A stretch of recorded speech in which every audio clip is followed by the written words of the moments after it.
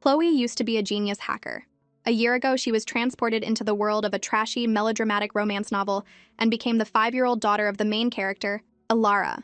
As she walked down the alley toward her house, she saw a luxury car parked in front of their shabby door. She tilted her little head, a faint smile on her face. Finally, this part of the story. She'd been playing the part of an innocent little kid for a year now. This must be the part of the plot where they're taken in by the Kwan family. Before she even stepped inside, she heard voices. Alara, I'm really your birth mother. The DNA test is right here. It's all my fault. You were only 5 years old, and I didn't watch you closely enough, and you were kidnapped. Please, give your mother a chance to make it up to you. Come home with me to the Kwan family, to a better life. Your father, your brother, and your sister, they all miss you so much.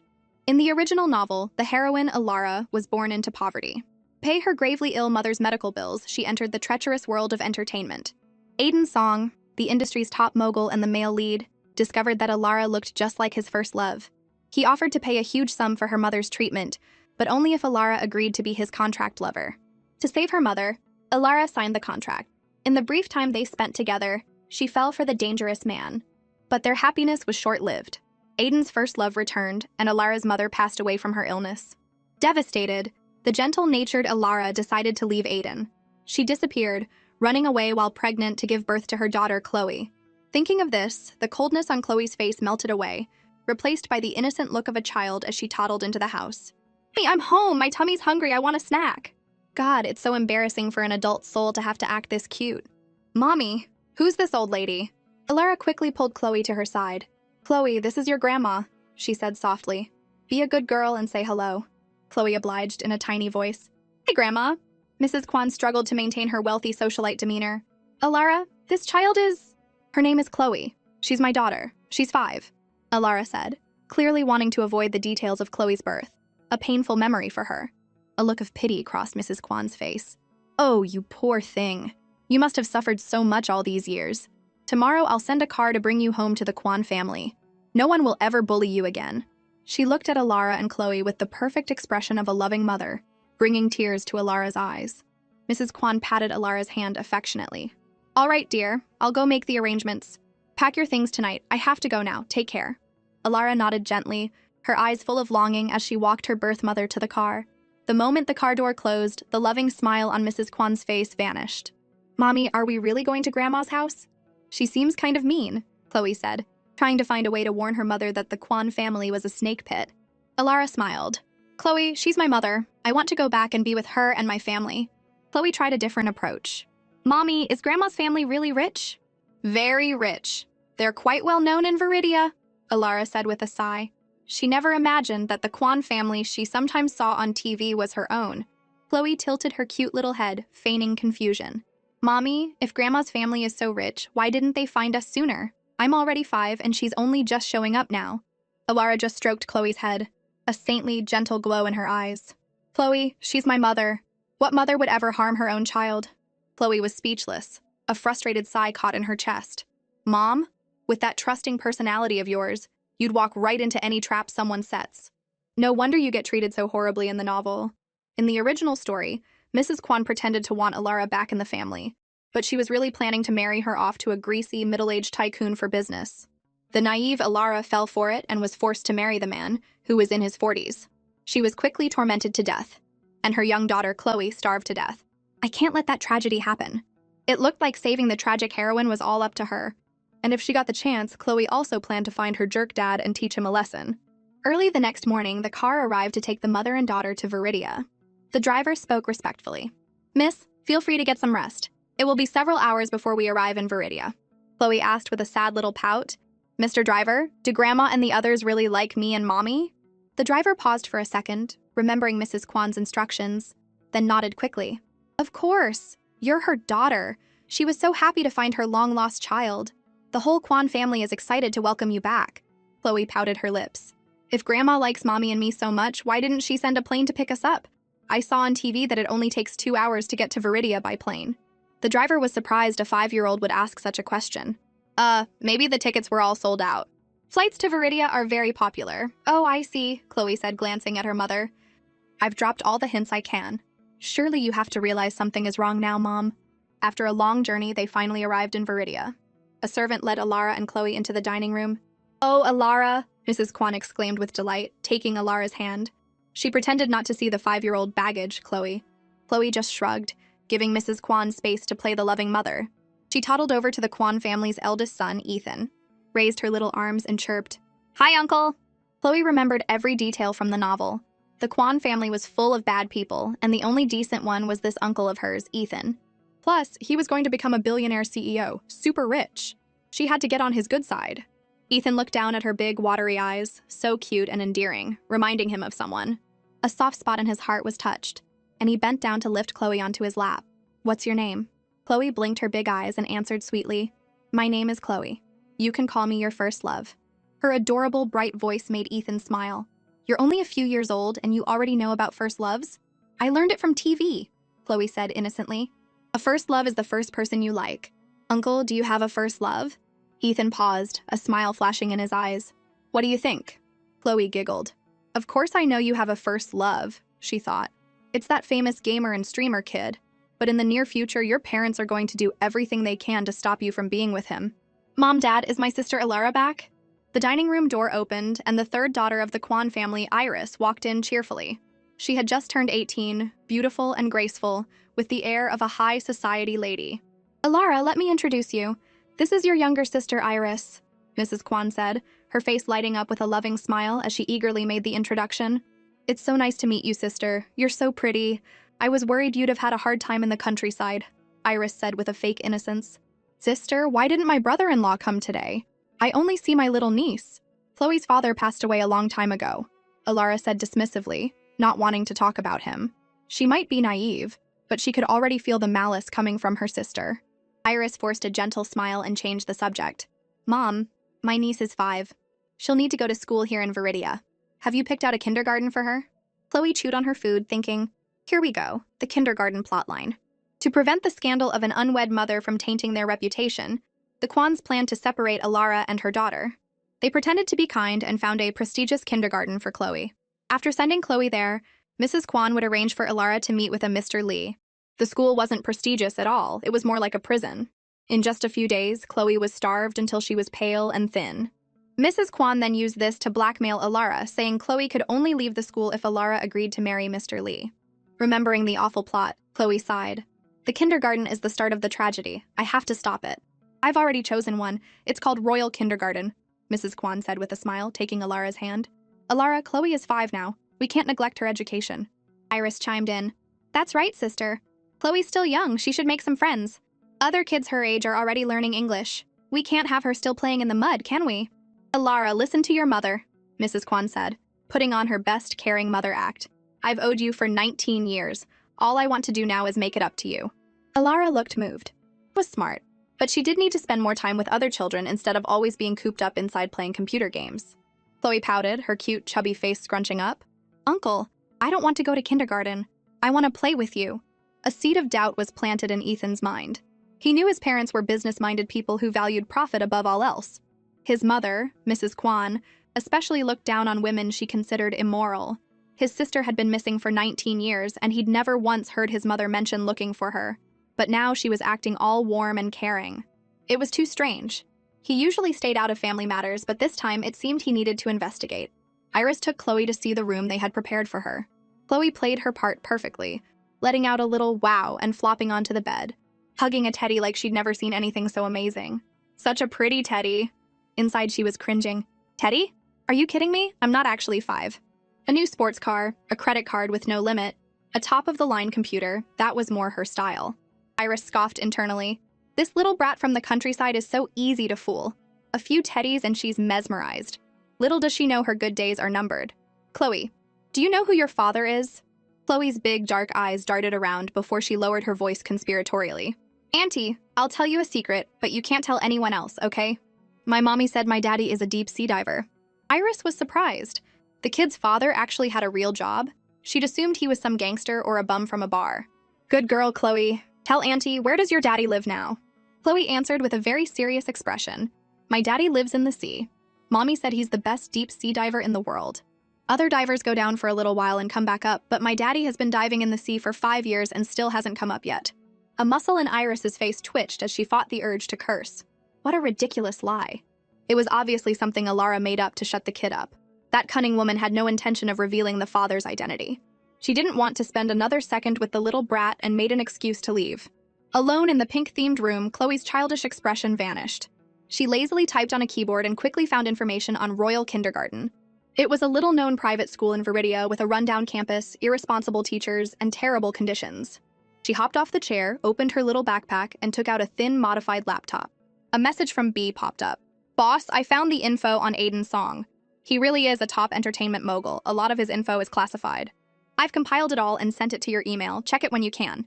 She typed back a quick "good job," but B had more questions. "Boss, what have you been up to lately? You haven't been online in ages."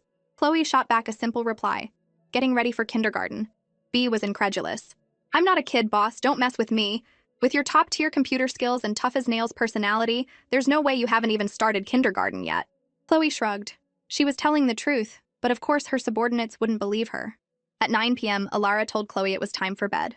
"Mommy, this computer is so much fun," Chloe said, sitting on a small chair, her little hands randomly tapping the keyboard. Alara bent down to carry her to bed, but Chloe clung to her neck reluctantly. As she did, her foot accidentally hit the keyboard, and the screen switched to a page about Royal Kindergarten. Alara carried her to the bed. "You go to sleep first, Chloe. Mommy will turn off the computer." When she walked back to the desk, she saw the school's information page on the screen. It was the kindergarten Mrs. Kwan had mentioned. The more she read, the more her heart sank, and her mother's words from that afternoon echoed in her mind. "The teaching quality at this school is excellent. The Kwan family even has investments in it. The tuition is over $500,000 a year. You want to see the school? No rush, no rush. We'll go after I've introduced you to all our relatives. Don't worry, Chloe is my granddaughter. What kind of grandmother wouldn't dote on her own grandchild?" It was like a bucket of ice water had been dumped over her head, instantly clearing her thoughts. Suddenly, Chloe mumbled, "Mommy, you grown-ups love playing on the computer. Auntie Iris was playing on this one this afternoon, and she asked me who my daddy was." Alara's expression changed instantly. "Iris used this computer? That explains the browsing history." And she asked Chloe who her father was? She gently asked Chloe, "What else did Auntie Iris say? Tell Mommy." Chloe cheered silently. "Mom, your brain is finally working. Let me think. Auntie also called me a little bastard and said my being here would ruin the Kwan family's plans." Chloe tilted her head, her face a mask of innocence. "Mommy, what's a bastard? Is it something you can eat?" Chloe was an expert at adding fuel to the fire. A 5-year-old wouldn't lie, right? As expected, the gentleness on Alara's face slowly faded. "Chloe, you go to sleep now. Mommy won't let anyone hurt you." "Okay, Mommy, you should sleep early too," Chloe said, lifting her chin to give Alara a peck on the cheek. Meanwhile, Mrs. Kwan was on the phone with Mr. Lee. "My eldest daughter, Alara, just came back to the country. I sent you her picture. What do you think?" Mr. Lee roared with laughter. "I like her very much. Mrs. Kwan, I want to marry your eldest daughter. Don't you worry, we'll be family soon, and I'll be sure to help you out in business." The Lee family's company was well known in Viridia. If they could form an alliance with them, the Kwan family's business would soar. The thought excited Mrs. Kwan. "Then I'll arrange for you two to meet tomorrow. We'll be one big, happy family." After hanging up, her eyes gleamed with excitement. Iris tilted her head, holding a teacup. "That's more like it. Mr. Lee is old, ugly, fat, and a pervert. Since my sister is already a mother, she's a perfect match for him." With the marriage alliance almost secured, Mrs. Kwan was in a good mood. "Iris, you're at the right age too. You should start thinking about marriage. I've been looking around lately, and the Chung family in Viridia seems like a good choice." "Mom, I don't want to marry into the Chung family," Iris pouted. "If I have to choose, I'll choose Aiden's song. He's an entertainment mogul with $1 billion fortune, and most importantly, he's single and handsome." Mrs. Kwan nodded. She had heard of Mr. Song's reputation. He was indeed a very desirable marriage prospect. She would have to find a way for them to meet and get to know each other. The next morning, Mrs. Kwan instructed Alara, "Today, I'll take Chloe to see the kindergarten. You can go with your father to the company and get to know our family business." Alara sat at the dining table, distracted. "Mom, I'll go with Chloe to the kindergarten today." Mrs. Kwan cut her off. "Don't you go. Taking Chloe to kindergarten is a small matter. Familiarizing yourself with the company is what's important. Go take a look, and in a while, I'll give you a portion of the Kwan family's shares." "Mom, I happen to be free today." The door opened, and Ethan, dressed in sharp casual clothes, walked in. "I can go with Chloe to the kindergarten." He had felt uneasy all night, sensing that something wasn't right. Mrs. Kwan's eyes darted around. She definitely couldn't let Ethan go and see the kindergarten. Just then, a loud crash came from upstairs, followed by Chloe's wailing. Alara's face went pale, and she shot up the stairs without thinking. In the pink princess room, shattered glass littered the floor, and the thick smell of blood filled the air. Poor little Chloe was on the ground, red beads of blood welling up from her white foot as she cried her heart out. Standing next to her was a stunned Iris. Seeing this, Alara almost fainted, her heart leaping into her throat. "Chloe, don't be scared! Mommy's taking you to the doctor!" "What happened?" Ethan followed them up and saw the blood on the floor. His gaze turned icy as he questioned his sister. Iris looked helpless. She had just gone to wake Chloe up, but the little girl wouldn't get up, insisting on a hug first. But then a sudden sharp pain shot through her arm and she instinctively let go. At the same time, the vase on the bedside table suddenly fell and shattered. Faced with her brother's questioning, Iris was afraid of being misunderstood. "I don't know. The vase just fell," Chloe sobbed. "Uncle, it's not Auntie's fault. I was just clumsy." Alara lowered her head. "It was probably just an accident. It's my fault for not watching her properly." Ethan's heart sank. "There could be glass in her foot. I'll drive you to a nearby hospital." Alara's fingers trembled, her face ashen. "Thank you, big brother." After they left, Mrs. Kwan said disapprovingly, "Iris, even if you can't stand that little bastard, there will be plenty of chances to deal with her later. Alara doesn't fully trust us yet.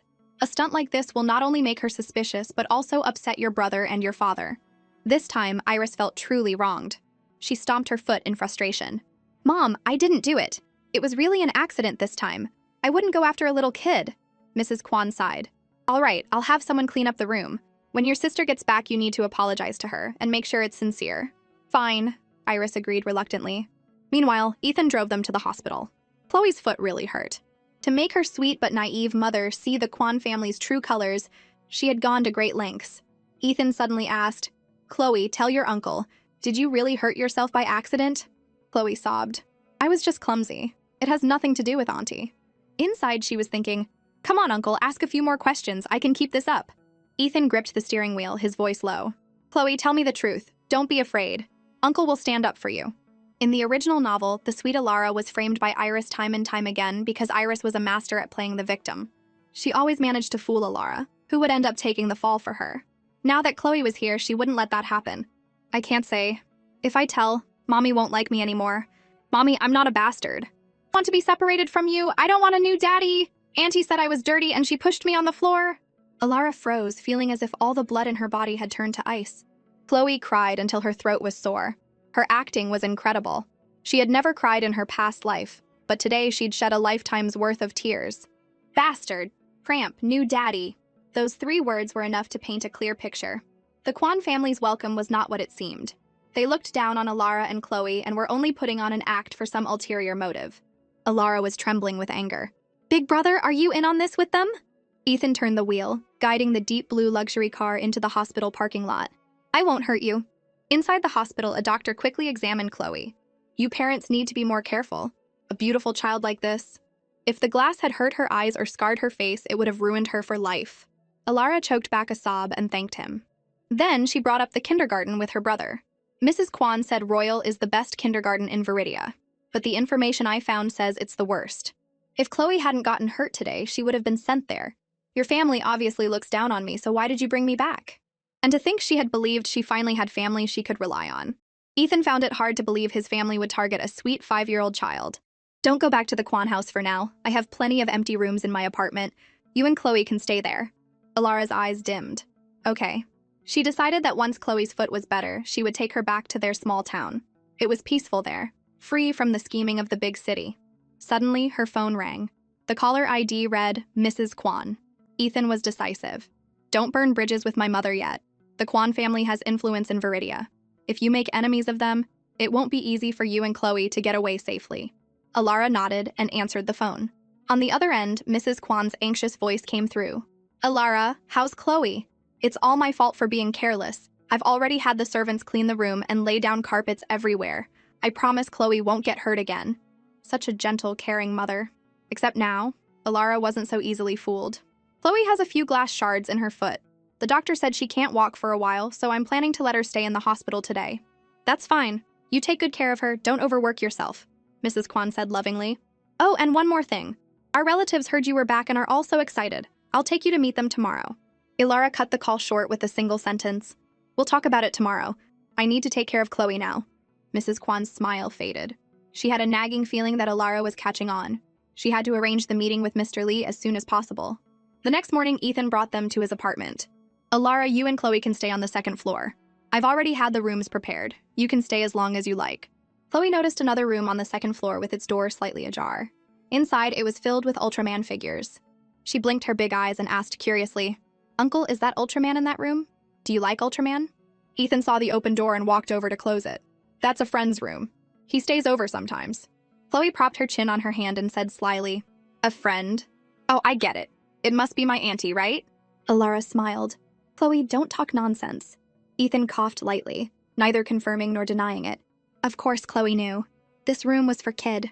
But in the novel, after the Kwan family found out about their secret relationship, they interfered and caused Kid's death. And so Chloe stayed home to recover, while Ethan was busy with work. After making lunch, Alara secretly went to the so-called royal kindergarten to see it for herself. But on her way back, a car blocked her path, and Mrs. Kwan got out. "Alara, I was just on my way to find you. What a coincidence to run into you here. Do you remember your second uncle? He doted on you the most when you were little. When he heard you were back, he was so emotional he cried, saying the ancestors were watching over our family. Your second uncle and the others are all here tonight. Come with me to see them." Alara didn't want to talk to Mrs. Kwan. "I need to go to the hospital to get medicine for Chloe. Her foot still hasn't healed." Mrs. Kwan maintained her kind expression. "It's all my fault she got hurt. Alara, please don't blame me. I just want to make it up to you. You're my own flesh and blood. Are you really going to doubt your own mother?" Alara hesitated, and Mrs. Kwan managed to half persuade, half drag her into the car. Chloe was enjoying some rare alone time, curled up in her room playing on the computer.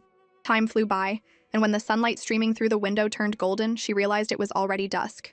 Alara went to the suburbs to check out that kindergarten. She should have been home by now. She stood still for a second, her expression changing. She quickly grabbed her phone and called Alara. "The number you have dialed has been turned off." Chloe smacked her forehead in frustration. According to the original plot, Alara was probably about to be sold off by the Kwan family to that greasy Mr. Lee. She quickly called Ethan. "Uncle, Mommy's missing. She said she was going to check out the kindergarten this afternoon, but she's still not back. Uncle, I miss my mommy." Tears welled up in her eyes, though inwardly she was fuming. "If I weren't a 5-year-old, I'd be rescuing her with a tank by now.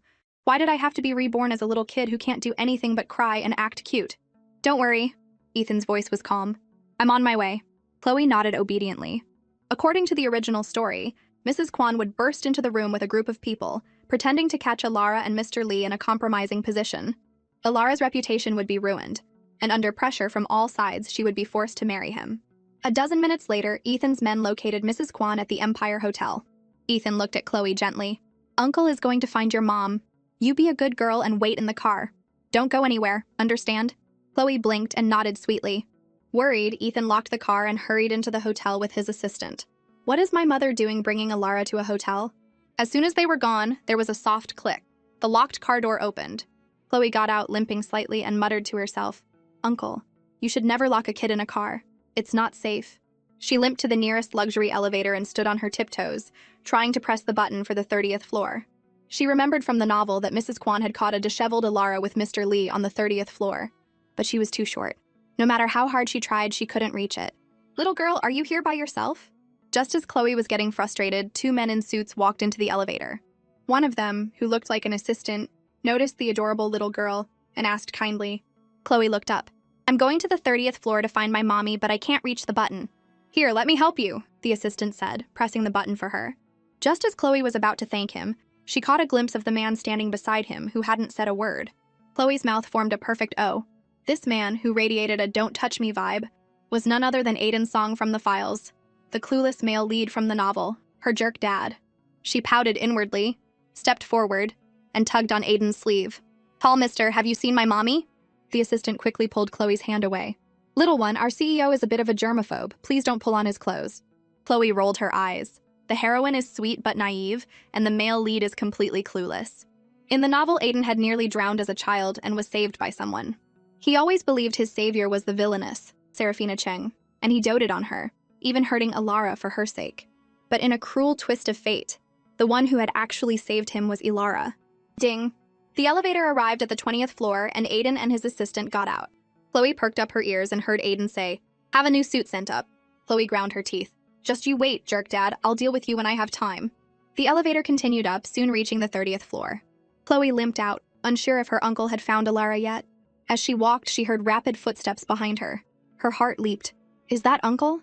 Before she could turn around, a tall shadow fell over her. The man stopped short and looked down at her. Kid, where's your mother? The voice was clear and pleasant, but it wasn't her uncle's. I'm looking for my mommy, but I can't find her. Chloe blinked and tears instantly welled up in her eyes. The young man's face grew darker. Damn it, he muttered, though it was unclear who he was cursing. Just then, the hotel manager rushed over. Young master, we found it. Mrs. Kwan booked room 3019. She's meeting with Mr. Lee from the Lee family today to discuss business. The moment he spoke, Chloe knew who the handsome young man was. He had to be the Chung family's only official heir, Kai Cheng. The novel didn't say much about him, only that he was caught in his family's power struggles and died young at the hands of one of his father's illegitimate sons. Kai rushed toward room 3019. Watch this kid, don't let her wander off. The manager wiped sweat from his forehead. Don't worry, young master. Chloe stood there, stunned. It seemed like this young master wanted to save Alara. But what was the connection between Kai and Alara? They were complete strangers. She didn't remember this part from the novel. Was it a hidden plot point? Kai couldn't believe how clueless Alara was. She had actually gotten into Mrs. Kwan's car and been brought here to meet Mr. Lee. Did having a kid make her lose her mind? He burst into the room and heard whimpering from the large bed. Alara, still partially conscious, was struggling and begging, but the man on top of her just laughed mockingly. Kai's eyes widened, a nameless rage burning inside him. He crossed the room in 3 strides, yanked the portly man off the bed, and kicked him away. He quickly covered Alara with a blanket, his voice unusually gentle. It's okay. You're safe. Nothing happened. Mr. Lee, who had been drinking, started cursing. Who the hell dares to ruin my fun? Kai's voice dropped. You pathetic excuse for a man. Mr. Lee froze, swallowing his curses. This was the young master of the Chung family, someone he couldn't afford to offend. He tried to explain. Young Master Chung, this is my fiancé. It's all a misunderstanding. Mommy, I finally found you. Chloe limped into the room. Seeing that her mother's clothes were mostly intact, she breathed a sigh of relief. Thank goodness nothing serious happened. She held out her arms, looking pitiful. Mommy, I'm hungry. The sweet, childish voice was like a ray of sunshine, chasing away the darkness in Alara's world. Her child was her hope. Alara quickly wiped her tears. It's okay, Chloe. Mommy will take you to get something to eat soon. She couldn't believe Mrs. Kwan had used family ties to trick her into the car and drug her. Why is Mommy crying? Chloe used her little hands to clumsily wipe away the tears. Is Mommy hungry too? I'll share my snack with you later, so don't cry, Mommy. Mr. Lee's eyes widened in disbelief. You have a child? Mrs. Kwan had told him her eldest daughter was pure and innocent, raised abroad, and knew nothing of the world. Alara ignored Mr. Lee and, holding Chloe, turned to Kai. Thank you. I'll find a way to repay you. Kai raised an eyebrow, finding her tone unfamiliar. You don't remember me? Before he could finish, a commotion of footsteps sounded from outside. Mrs. Kwan's angry voice rang out. Alara is just a gold digger who deliberately seduced Mr. Lee. She came from the countryside, so of course she'd try to climb the social ladder when she sees a rich man. How could I stop her? Look, Mr. Lee and Alara are still on their date. The rest of her words died in her throat. She was shocked to see that little brat Chloe here. And the young master of the Chung family? Why was he here too? Ethan felt a huge weight lift from his shoulders. Alara, you're okay. You scared me. Chloe chirped. Uncle, you're so slow. I found Mommy before you did. I'm awesome, right? Ethan raised an eyebrow. Chloe, didn't I tell you to wait in the car? Chloe just giggled. Kai suddenly ordered the manager. Call the police. There's been an attempted assault here. We have witnesses and evidence. The manager nodded quickly. Yes, young master, right away. Mr. Lee shouted his innocence. It was Mrs. Kwan who told me she wanted to marry her eldest daughter to me. She's my fiancé. Is that a crime? Chloe suddenly piped up. Mommy, are you engaged to this ugly mister? I don't like him. He looks like a piece of fat, and I don't like fat. Mr. Lee's face contorted with rage. You little brat! Who are you calling fat? Mommy isn't going to find you a new daddy, Alara said, stroking Chloe's face gently. Chloe, be a good girl and go home and wait for Mommy. Okay, Mommy, come home soon, Chloe said obediently, letting Ethan carry her out. With the 5-year-old gone, the atmosphere in the room grew tense again. Kai resumed his role as the heir of a major corporation. I was inspecting the hotel's infrastructure today when I passed this room and heard a cry for help. I opened the door and discovered this crime in progress. He turned to Mr. Lee. Mr. Lee, you can explain yourself to the police. As for Miss Alara, I suggest she get a blood test. She may have ingested something. Alara nodded slightly. I'll cooperate. I was forced. Forced? You were willing! Mrs. Kwan shrieked, still trying to maintain her dignified facade. Alara, you were the one who told me you wanted to marry a rich man. Don't call the police, this is a family matter. She couldn't let the Kwan family's reputation be ruined. Alara's eyes were red, but her voice was calmer than ever.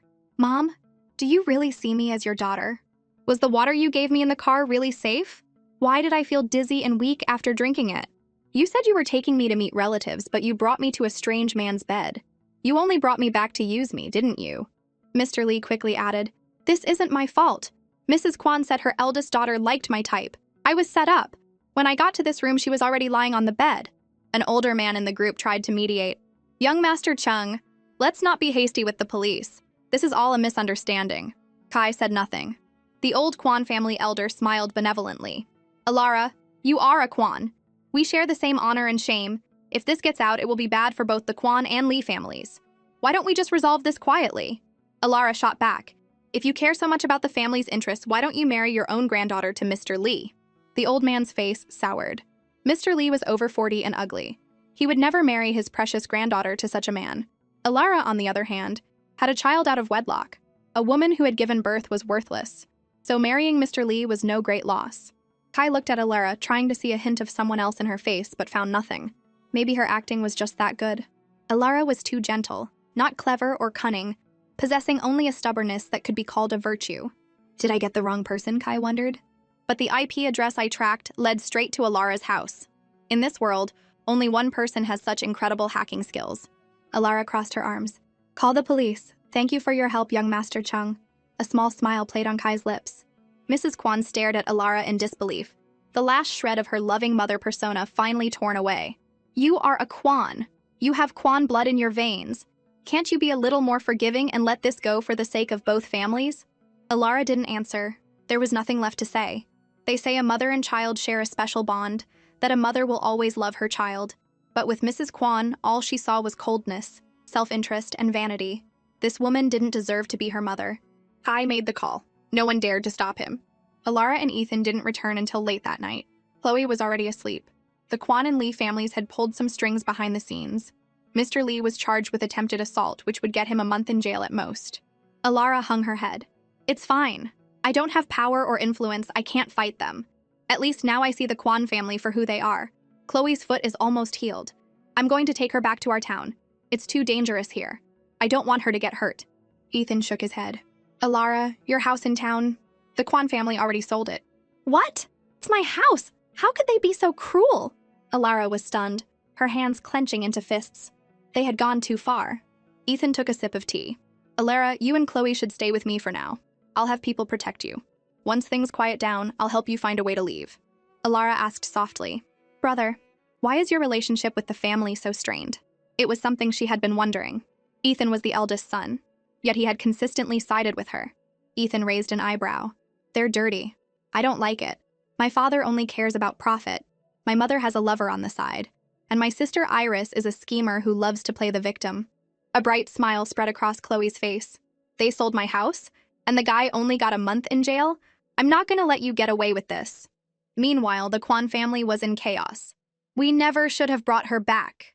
Mrs. Kwan glanced at her hypocritical husband, her still beautiful face filled with disdain. I was the one who suggested bringing Alara back, but you didn't object. Now that the plan has failed, you're blaming me?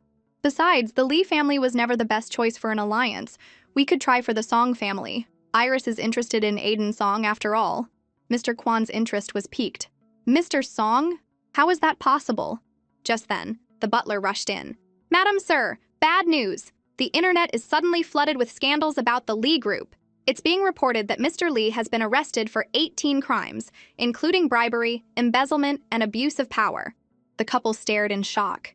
The Kwan and Lee families had extensive business dealings. If something happened to the Lee family, the Kwan family's business would undoubtedly suffer.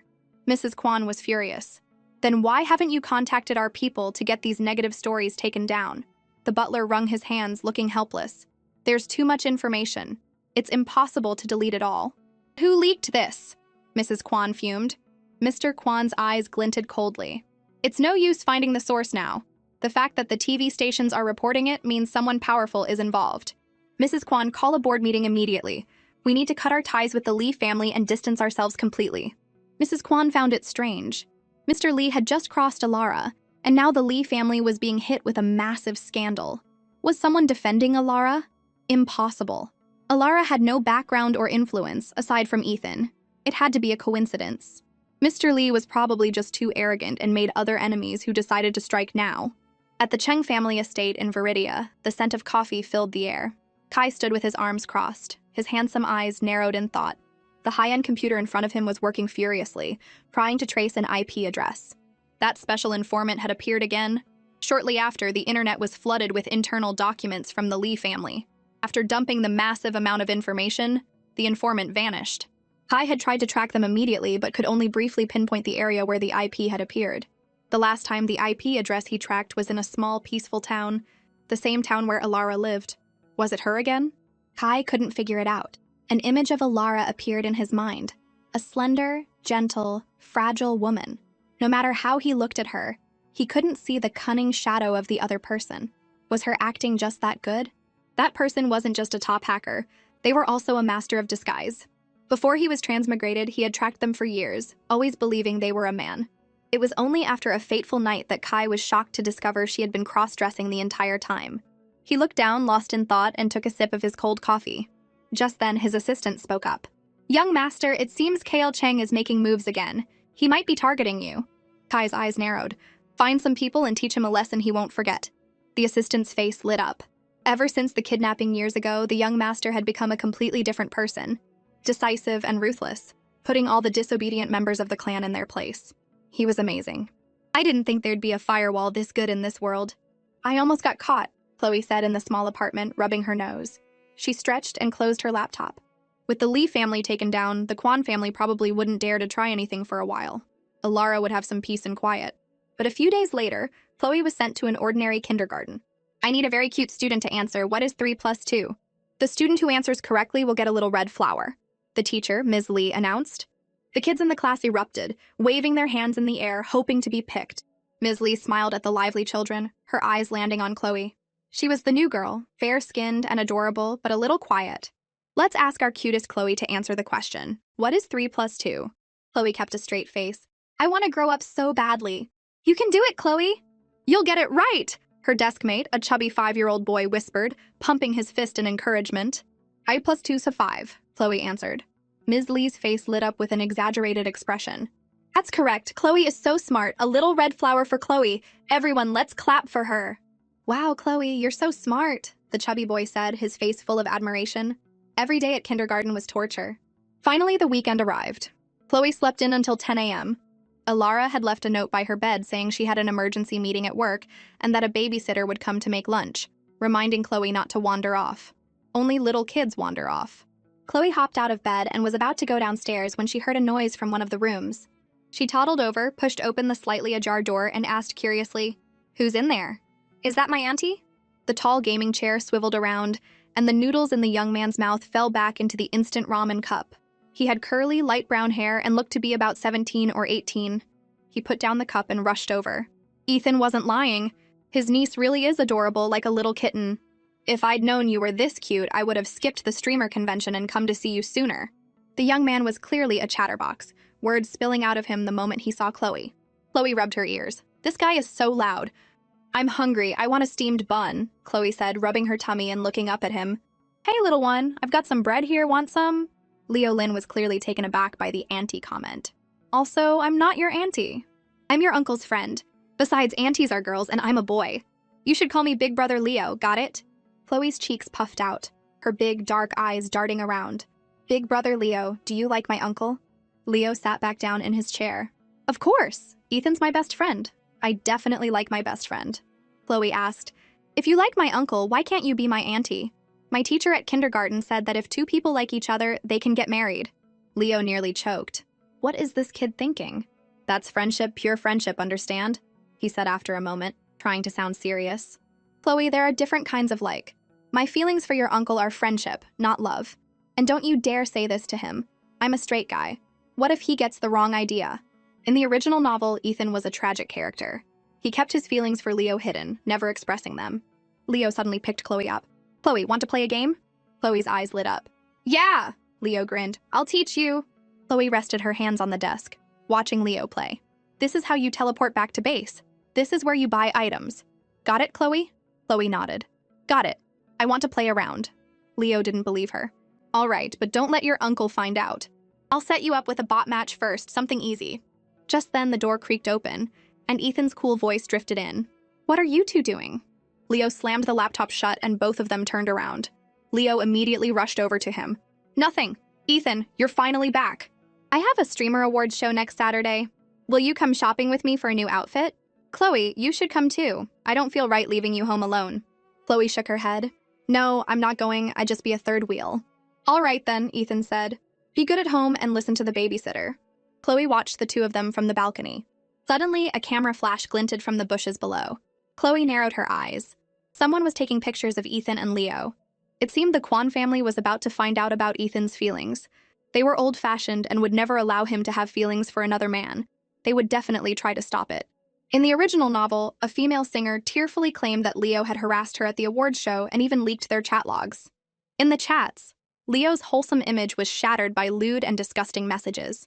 With a hidden hand pushing the narrative, Leo became a public enemy overnight. He tried to defend himself, saying his phone had been stolen and he hadn't sent the messages, but no one believed him. The streaming company he was signed with quickly terminated his contract, stating they would not work with a streamer of questionable character. The final blow came when a former fan brutally broke Leo's arm. He could no longer play video games, a devastating blow for any gamer. Coincidentally, Ethan had been deliberately sent abroad on a business trip and couldn't get back in time to help. The public backlash, his broken arm, and the bleak future finally crushed Leo. In the end, he took his own life. The streamer awards show, Chloe mused, her bright eyes thoughtful. Her uncle and kid had just left to buy clothes for the show. Time was short. Since Big Brother Leo is a good guy, I'll help you out this time. I can't let my uncle lose his future husband. I'm counting on inheriting his fortune after all. Swoosh. Mrs. Kwan threw a handful of photos onto the table. See for yourself. The reason Ethan hasn't been coming home these past few years is because of this Leo Lin. No wonder he never likes any of the beautiful girls we set him up with. He's been bewitched by some pretty boy. Mr. Kwan's face darkened.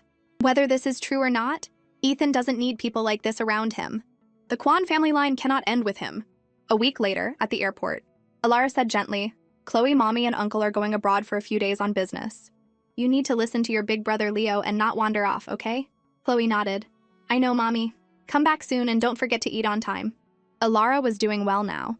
She was starting to shine at Ethan's company, slowly becoming a strong, independent woman, no longer the pitiful heroine from the novel. Ethan looked at Leo, a small smile on his lips. If you run into any trouble, call my assistant. Leo puffed out his chest. Don't worry, I'm not a kid. I can definitely take care of your niece. I'm worried you can't take care of yourself, Ethan thought. For some reason, he had a bad feeling about this business trip. Chloe blinked. Don't worry, Uncle, I'll take good care of Big Brother Leo. Ethan smiled faintly, gave a few more instructions, and then left as their flight was about to board. Chloe stood on her tiptoes, waving at Alara. Come back soon, Mommy, she called out, thinking I'm off to save Leo. Don't worry, I won't let the tragedy from the novel happen, I promise. Let's go, time for dinner, Leo said, shaking off a strange feeling and returning to his cheerful self. I have the streamer awards show tomorrow. Want to come with me? Chloe smiled. Of course. Not only am I going, but I'm also going to take down a few people while I'm at it. Soon they arrived at the awards show. Chloe peered out the car window. The entrance was swarmed with fans, most of them there for kid Leo Lin. Look at all the light-up signs. The fans are so energetic. I wonder if we'll see Leo tonight. He didn't even stream today. I hope I see Ethan. I love it when he plays games with Leo. They're so cute together. Chloe could hear the fans chatter even through the car window. But how long will this love last? Once the scandal broke tonight, these same fans would become the very ones to crush Leo. The car drove through a special entrance. The event was more like a gala, with champagne towers, sparkling glasses, delicious food, and celebrities and influencers chatting and laughing. It was a scene of dazzling luxury. Leo crouched down. I have to do an interview in a bit. You wait here at the table and be good, okay? Chloe nodded obediently. Kid, long time no see. And you brought a cute little kid with you, a soft, alluring voice said. Chloe recognized her immediately. This was her target for the night, the popular streamer Bella Bai. In the novel, she was the one who framed Leo, gaining a massive following by playing the victim. She had used his tragedy to become a top influencer and later married into a wealthy family. Oh, who's this little one? Bella asked with a bright smile. Leo grinned, a little proud. This is my friend's niece, Chloe. I'm looking after her for a while. Cute, right? Trying to seem friendly, Bella crouched down, a wide smile on her face. She's adorable. Chloe, do you go to kindergarten? Chloe nodded and said in a tiny voice, Yes, I go to kindergarten. That's so great, Chloe, Bella said, still smiling. Chloe tilted her head. What's so great about going to kindergarten? You mean you never went to kindergarten, miss? Bella's smile twitched. Leo chuckled and tried to smooth things over. She's just a kid. Don't mind her. Leo's assistant Finn rushed over. Leo, the interview is about to start. And after that, you have a meeting with young Master Chung. The Chung family is hosting this event, after all. Just as Leo was about to hand his phone to Finn, Chloe spoke up. Big brother Leo, I want to play a game. Can I hold onto your phone for you? A strange look flashed in Finn's eyes. A kid might lose the phone, he said quickly. It's fine. Let her play, Leo said, figuring it would keep Chloe from getting bored. He handed her the phone. You stay right here, don't wander off, understand? Chloe nodded. I know. Finn glanced over at Bella, who gave a subtle nod. Chloe saw the exchange and smirked. Do they think I'm blind? Leo's assistant, Finn, had been bought by the Kwan family long ago. Tonight, she and Bella were planning to steal Leo's phone and send those harassing messages. Bella sat down next to Chloe, about to speak, when Chloe, who had been focused on her game, suddenly hopped off her chair and toddled over to a man standing nearby. Tall mister, it's you again! The tall man was Aiden Song, Chloe's jerk dad. This was an important event hosted by the Chung family, and as an entertainment mogul who managed countless celebrities and influencers, Aiden had been specially invited. Chloe had a mischievous streak. Whenever she saw her cool, germaphobe dad, she couldn't resist teasing him. She clung tightly to his leg, refusing to let go. Tall mister, I found my mommy last time. Some bad guys were mean to her, but they went to jail. The assistant beside him sighed. It's this kid again. I'm so sorry. This is the little girl Mr. Lin brought. I'm watching her for him, Bella said, rushing over with beads of sweat on her forehead. It's crowded here. Be careful with the child, the assistant said before hurrying after his boss. Bella pretended to be concerned, trying to figure out how to get the phone from the little girl. Just as she was racking her brain, Chloe spoke up. Miss, I have to go to the potty. Can you hold my phone for me? Bella's eyes lit up. She's just handing it over. Of course, sweetie. I'll hold it for you. I'll wait for you right here. Okay, thank you, miss, Chloe said with an innocent smile, then gathered her pink princess dress and scurried off. By now, Leo should have finished his interview and be resting in the break room.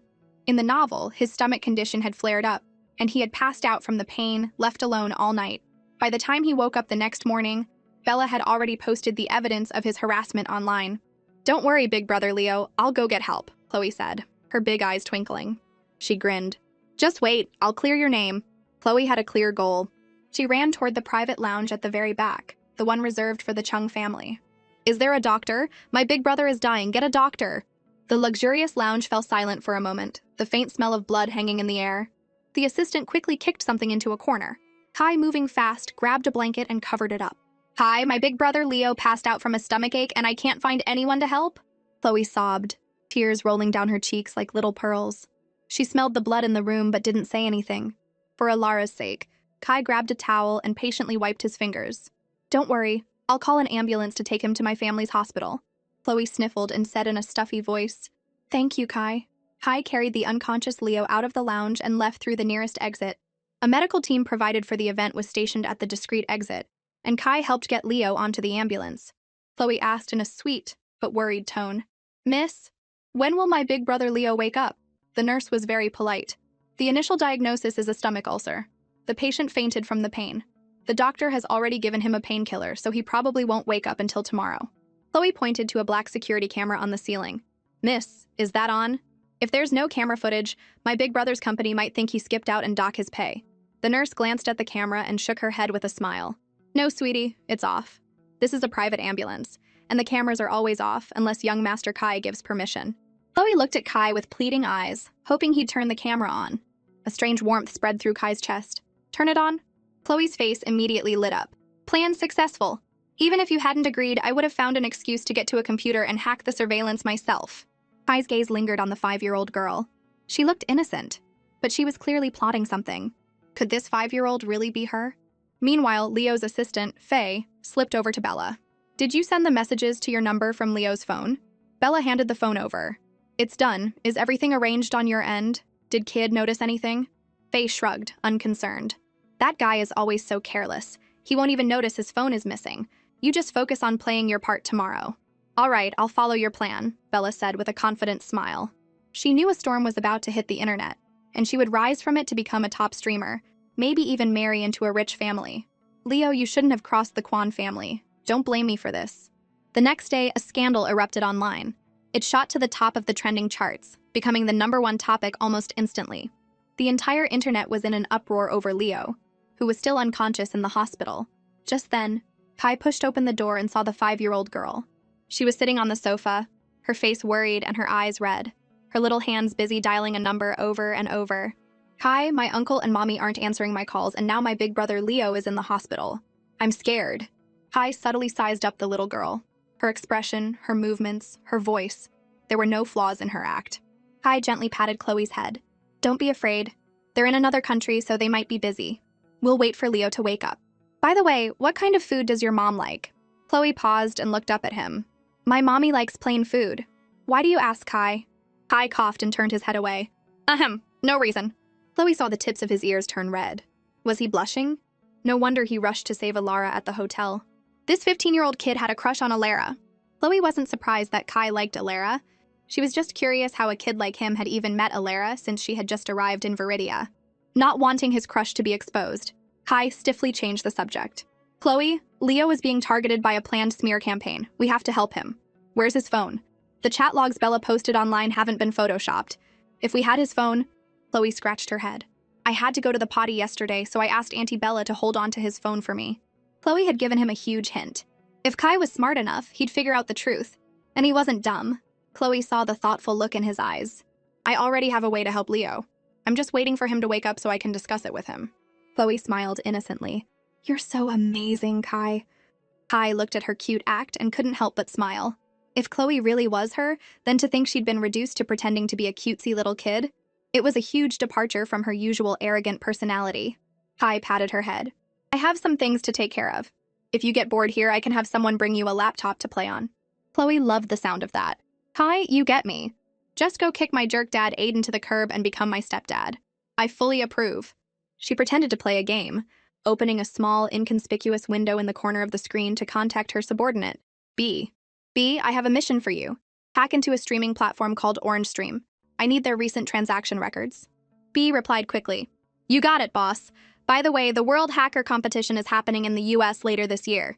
The prize is $3 million. Are you in? Chloe's fingers paused. How much? Her eyes lit up. $3 million? Of course she was in. She needed money now to become financially independent as soon as possible. Just then, Leo woke up, scratching his curly hair in confusion. What happened to me?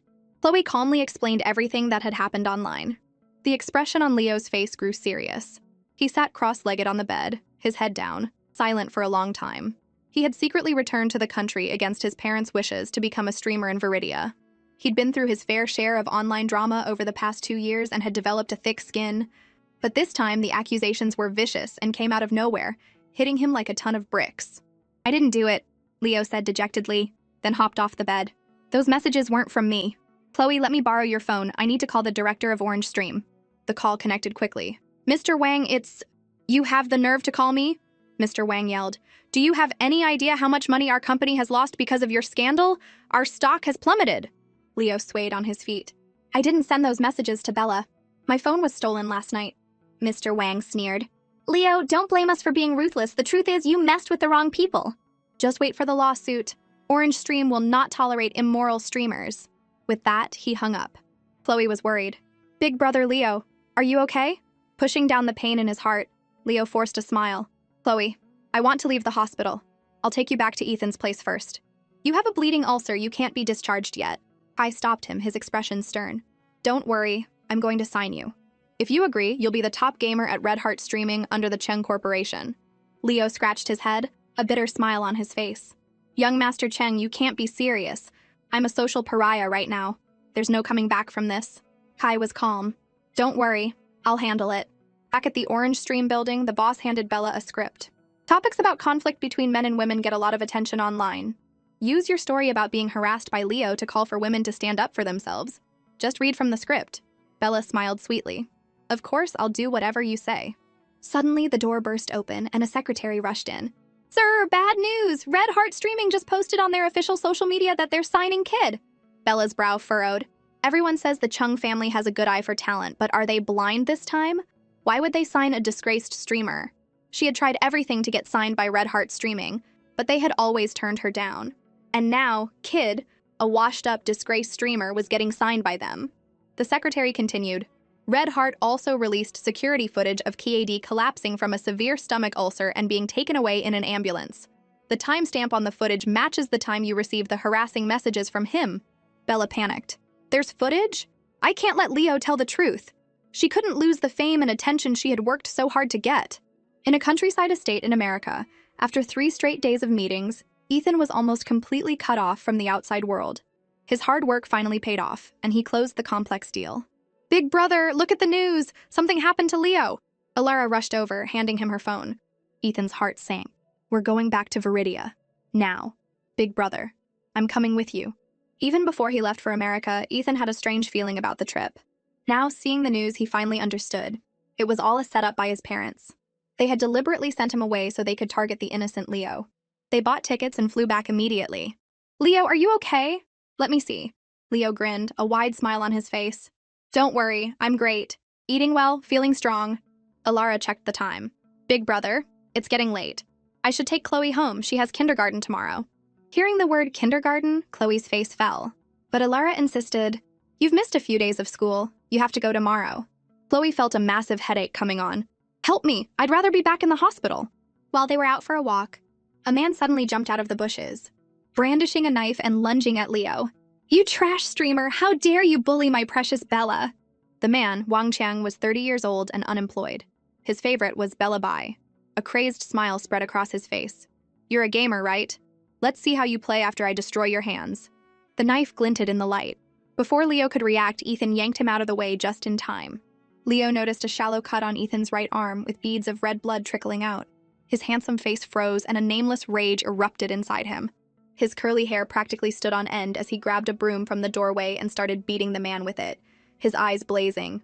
You bastard! You hurt my handsome Ethan! Are you crazy? Tell me who sent you. If I don't beat you to a pulp with this broom today, my name isn't Leo. The bruised man begged for mercy. Stop! Stop hitting me! It was Bella!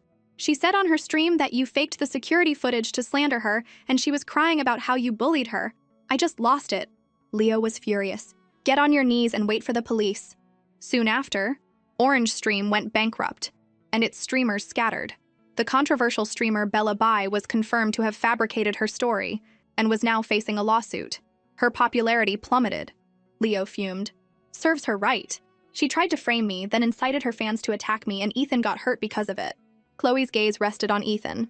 He had been leaving early and coming home late, dealing with Orange Stream and Bella. Oh, right, Ethan, Alara, Leo said, remembering something. Red Heart Streaming got me a gig for a game commercial. Maybe I should take Chloe with me. I want to go! I want to go! Chloe, who was bored out of her mind, immediately raised her little hand. Alara frowned. Then I'll go with Chloe. She can be a handful. I need to keep an eye on her. The car soon arrived at the Chung family's film studio. At the entrance, Chloe was surprised to see the young master, Kai Cheng. He was only 15 but had a maturity beyond his years. It was a gloomy, rainy day, and an assistant held a black umbrella over him. Chloe wondered why the young master of the Chung family was here. Was it for her mom? Miss Alara, long time no see. I hope you've been well. Kai was, in a way, Alara's savior. She nodded gently, her face full of gratitude. I'm doing very well. Thank you. Kai's eyes flickered toward the 5-year-old Chloe. I just did what I had to do. A small smile played on Chloe's lips. See? I knew it. This kid totally has a thing for my mom. Too bad, kid. You'll have to get in line to be my dad. There's already the 2nd, 3rd, and 4th male leads ahead of you. You're number 5 at best. A barely perceptible, teasing smile touched Kai's lips. Cream puffs. Does Chloe like them? I bought them especially for you. Cream puffs, my foot. I'm a 20-year-old hacker in spirit. You think I like this sickeningly sweet stuff? But right now, she was just a 5-year-old girl. With mixed feelings, Chloe's face lit up in an innocent, happy expression. Cream puffs! I love cream puffs! Thank you, Kai. The makeup artist couldn't stop praising Leo. You really are a top gamer and a handsome streamer. Your looks are flawless. If Director Rivers saw you, he'd definitely cast you in one of his movies. Leo's head shot up. Director Rivers? You mean the Landon Rivers who won the Best New Director award at 20? and directed a film that swept 3 major international awards at 25? The makeup artist's tone was tinged with regret. We hired him to direct this commercial, but he was too busy, so we had to get another director. Chloe, no wonder that name sounds familiar. Landon Rivers, the devoted and tragic second male lead from the original novel. Back then, Alara had entered the entertainment industry under a different name and immediately caught director Landon Rivers' eye. He even created a film, Fallen Petals, with her in mind. Alara's career took off. With a famous director's support, a stunning debut, and her ethereal beauty, she was on track to become a young award-winning actress. But then, she met Aiden Song. Just then, a portly figure bustled in. Director Wang looked apologetic. "Kid, I have some bad news. The actress you were supposed to film with today, Celeste Cao, said she had another engagement and bailed on us. Today's shoot is... Wait, oh my god, this lady has such an amazing presence." Director Wang's eyes lit up as if he'd just seen a goddess. Perfect muse. No director could resist casting the right actor when they saw one. He immediately extended an invitation. "Beautiful lady, would you be willing to try on the costume for the female lead in this game commercial? My mentor is Landon Rivers, and he always said I have an eye for beauty. I can personally guarantee that you'll look incredible on camera." Alara looked hesitant. She was grateful for Landon's help back then, but she didn't want to get involved with him again. She felt she had let him down. And more importantly, she didn't want to be in the public eye again for fear of attracting Aiden's attention. Leo pleaded, "Come on, Alara, just try it. You're so beautiful, you'll definitely look amazing on camera." Chloe gently tugged on Alara's sleeve. "Mommy, I remember you have a picture in a traditional dress and you looked so pretty. I want to see you in costume, please." Chloe was giving it her all, using her cutest, most persuasive voice. Alara doesn't want to be famous because she's afraid Aiden will find her. But that's exactly what I want. This useless dad hasn't even realized his wife is in the same city after all this time. With your tracking skills, no wonder it took you over a decade to find her in the original novel. Director Wang, being a shrewd man, read the room and added, "Miss, if you don't want to show your face, we can just film you from behind. You'd be saving us. We'd really love to see you in the role." Alara finally gave in. "I don't need to be paid, but we need to sign an agreement that my face won't be shown." "It's easy," Director Wang was ecstatic. "Makeup artist, quickly, get this lady ready." Half an hour later, the dressing room door opened and Alara emerged in costume. Leo, Chloe, and the director were all stunned. "Wow, you look absolutely gorgeous. Like a fairy who's descended to Earth." A few days later, Director Wang was in his office, looking regretful. If only Miss Alara had agreed to show her face. She would have been a sensation, an absolute internet phenomenon. The more he looked, the more he felt compelled to share this beauty with his mentor, who was abroad. At that moment, in a desert far away, Landon Rivers received a call from his student. Master, I just finished a game commercial. I sent the final cut to your email." He replied curtly, "I'm busy." But his student persisted. "It's important. Master, I finally found the kind of person you always talk about, someone born to be an actor. I sent you a picture, you have to see it. Love ya." Landon opened his email and saw the back of a beautiful woman. "It's her! It has to be her!" Landon felt like he was going crazy. He had been looking for her for 5 years, and now she had reappeared in his world like this. At the same time, the commercial Leo starred in was officially released worldwide. As it happened, Aiden Song saw it. "It's her. It has to be her." Aiden had never been more certain. In this world, only she had that slender, elegant back. Only she could wear a costume and look like a figure from a painting. Find out who the female lead in the Fantasy Odyssey commercial is, as fast as you can. Aiden's fingertips trembled. He never imagined that she would be in Viridia, and he hadn't had a clue. The assistant reported his findings. "Mr. Song, according to the staff on set, the female lead's last name is Kwan. She was there with kids so they might be friends. This is her current address." Aiden checked his reflection in the car's rearview mirror. His appearance was impeccable, his clothes approachable, his expression unreadable. He was still the perfect man. He had rehearsed what he would say when he saw her again a dozen times in his head. The security guard at the gate smiled. "Miss Alara, are you heading out?" Aiden's head shot up. Time seemed to stand still. The way her hair was tied up, her slender and graceful back. Alara said softly, "Yes." Then she got into the passenger seat of a deep blue car, which drove away. Aiden was silent for a moment. "Follow that car."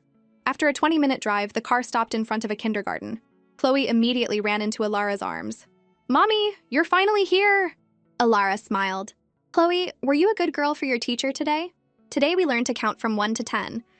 Chloe had to force herself to chant along with the other kids. She wanted to skip class, to graduate, to grow up quickly and escape this miserable childhood. Ethan got out of the car and took Chloe's other hand. "It's my treat tonight, Chloe. What do you want to eat?" Aiden couldn't believe it. His Ilara already had a daughter and the father was Ethan Kwan. The scene of them picking up their child from school together was a painfully happy sight. In that moment, his heart ached fiercely. Did you want to get away from me that badly? Aiden lowered his eyes, his dark gaze swirling with emotion. What happened back then was full of too many coincidences and misunderstandings. He had spent countless moments regretting it. He wanted to apologize to her in person, to tell her how he truly felt. But she had been so decisive, leaving without a word, quickly finding someone else, and even having a daughter with him. Chloe had been feeling down lately. Why hasn't my jerk dad come to find Ilara yet? The game commercial Leo starred in was becoming famous worldwide, thanks to the Ching family's huge investment in advertising. Unless my dad is blind, he must have seen it. In the original novel, Aiden found them through a photo. Does that mean I have to follow the plot and find a way to get a picture of us to him to move things along? You must be Chloe, right? A rough voice asked. Chloe looked up at a strange, burly man. She raised an eyebrow. Who are you, mister? Without another word, the man clamped a hand over her mouth, picked her up and shoved her into a car. The van quickly disappeared into the bustling traffic. Boss, is this kid in shock or something? Why isn't she crying? The skinny driver asked, looking at the still Chloe. I don't care if she's dumb or a genius. We get the money and we're out of here, the man in the passenger seat said, his face dark. Chloe's lips curved into a smile. So, I've been kidnapped. Soon the van stopped at a dilapidated wooden cabin. I brought her. Did you make the call? The skinny man demanded. I've already contacted Chloe's mom, Bella Bai said coldly. I really don't get it. Why not just kidnap Leo? Why go after a 5-year-old kid? Those were the orders. Leo is always with Ethan Kwan. It's hard to get to him. Don't underestimate this 5-year-old. She's surrounded by rich people, and her mom's relationship with Ethan Kwan isn't simple. And you know Ethan Kwan? He has more money than he can spend. Chloe sat quietly in the corner, a smile on her face. Auntie Bella, are you going to kill me? Bella shot her a glare. As long as you behave, we won't kill you. Chloe sneered inwardly. They let me see her face. Of course they plan to kill me. Even though she'd rather it be Leo, Mrs. Kwan had said that Chloe, this little stain, had to be dealt with. Chloe smiled sweetly. Then I'll be very good. Ilara was on her way to a business meeting at a commercial building with her colleagues. Her assistant handed her a folder. The offer from Dawn Group is 20 million. The meeting starts in half an hour. Their CEO will be there. Suddenly, the elevator doors dinged open. A tall figure stood before Ilara, and her nose caught a familiar scent as her eyes met a pair of deep, dark ones. Ilara froze, a flood of memories rushing through her mind. Ms. Kwan, this is Mr. Song, the CEO of Dawn Group, her assistant whispered, not expecting to run into the other party in the elevator. Aiden's voice was flat. Hello? He extended his hand. Ilara panicked, not knowing where to look. She wanted to run, but the past 5 years had made her stronger. After everything she'd been through in Viridia, she was no longer the timid Ilara Rhodes. She fought back the tremor in her body and reached out her hand. Hello. After 5 years, their hands met again. His was just as strong as she remembered. Suddenly, her phone started ringing frantically. Ilara glanced at the unknown number, hesitated, then answered. Miss Kwan, I have your daughter. 10 million. Don't call the police or you'll be sorry. The call ended after just 10 seconds. Ilara's mind went blank. All the strength drained from her body, and she swayed, the world turning dark. Aiden caught her just in time. Seeing her pale face, he frowned deeply. What's wrong? Ilara's mind was a mess. Kidnapped. Aiden, Chloe's been kidnapped. She's only 5. Who would do this to her? 5 years old? Aiden was stunned. He asked tentatively, You should probably call the child's father first. My brother, I have to tell my brother. Ilara pushed him away and fumbled for her phone to call Ethan. Mother, Chloe, she's been kidnapped. They want 10 million. It might be the Kwan family. Yes, it must be Mrs. Kwan. She never liked Chloe. It has to be her. Aiden suddenly grabbed her phone. Hello, this is Aiden's Song. Here's what's happening. He calmly explained the situation. Ethan's expression froze as he listened. Please take Ilara home. I'll send you the address. I'm on my way back. Before hanging up, Aiden asked, Mr. Kwan, you're Miss Ilara's brother? Yes, her older brother. Is there a problem? No problem. See you soon. Ethan, what's wrong? Leo sensed something was off. Ethan grabbed his coat. Chloe's been kidnapped. The ransom is 10 million. Aiden's Song has already called the police. We need to go home and cooperate with the investigation. Leo shot up. Who? Who would dare to hurt Chloe? Kai, who had overheard, frowned, dropped the documents he was holding and ran after them. Wait, I'll help too. Soon they were all at the villa. Kai introduced his brother. This is Bobo. He's a freeloader, but he knows a thing or two about computers. As soon as the kidnappers call again, he can trace the signal.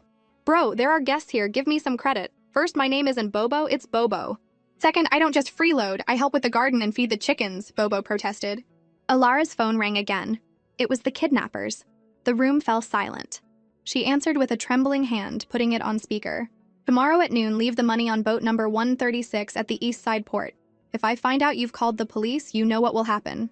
Alara sobbed. Chloe? I want to hear Chloe's voice. The kidnapper sneered. Don't even think about it. He hung up. Ethan comforted her in a low voice. Don't worry. Chloe will be fine. Aiden clenched his fists. I should have been the one protecting them all these years. Whoever is behind this, they're going to pay. 10 minutes later, Bobo finished his search and stretched. Found them. They're in the eastern suburbs near Moonlight Bay. There's a large forest there. The kidnappers are hiding in it. Aiden immediately said, I'll send my men to search. Kai added, I'll send my men too. Ethan broke out in a cold sweat. As Chloe's actual uncle, I'm the poorest one here. I don't even have private security. Chloe couldn't sleep because of the mosquitoes. She toddled over to the big burly man. Mister, there are mosquitoes. The man glanced at her impatiently, about to snap, but then he saw her big, sparkling, watery eyes. He swallowed his curses. We're in the middle of nowhere, of course there are mosquitoes. Don't be so spoiled. I'm not spoiled, Chloe said, tilting her head and looking at the moonlit forest outside. The place I used to live was old, run down, and hot. There were so many mosquitoes in the summer. My mommy would stay up all night fanning them away from me. The man was taken aback. You're not from a rich family? My family doesn't have money, but my uncle does, Chloe said. My daddy left me and mommy and she raised me all by herself. Then my grandma wanted to marry off her daughter to some old man, but she couldn't bear to part with her own daughter. So she brought my mommy to Viridia instead. Chloe's voice was soft, sweet, and pitiful as she recounted the stories of how she and Alara were tricked into coming to Viridia. The man had assumed Chloe was a rich little girl who had never known hardship, but it turned out she had a sad story. It reminded him of his own past. His family had been dirt poor, and though his mother had always wanted him to be a good person, he had ended up on a path of crime. Mister, are you going to kill me? Chloe asked, looking like a very sensible child. The man couldn't meet her eyes. Chloe answered her own question softly. It's okay. If I die, please don't let my mommy find my body. She would cry a lot.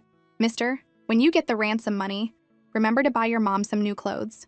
The man's eyes stung. This kid was so thoughtful, but the thought of the 10 million ransom made him hesitate. He just said gruffly, there are a lot of mosquitoes out here. Go inside.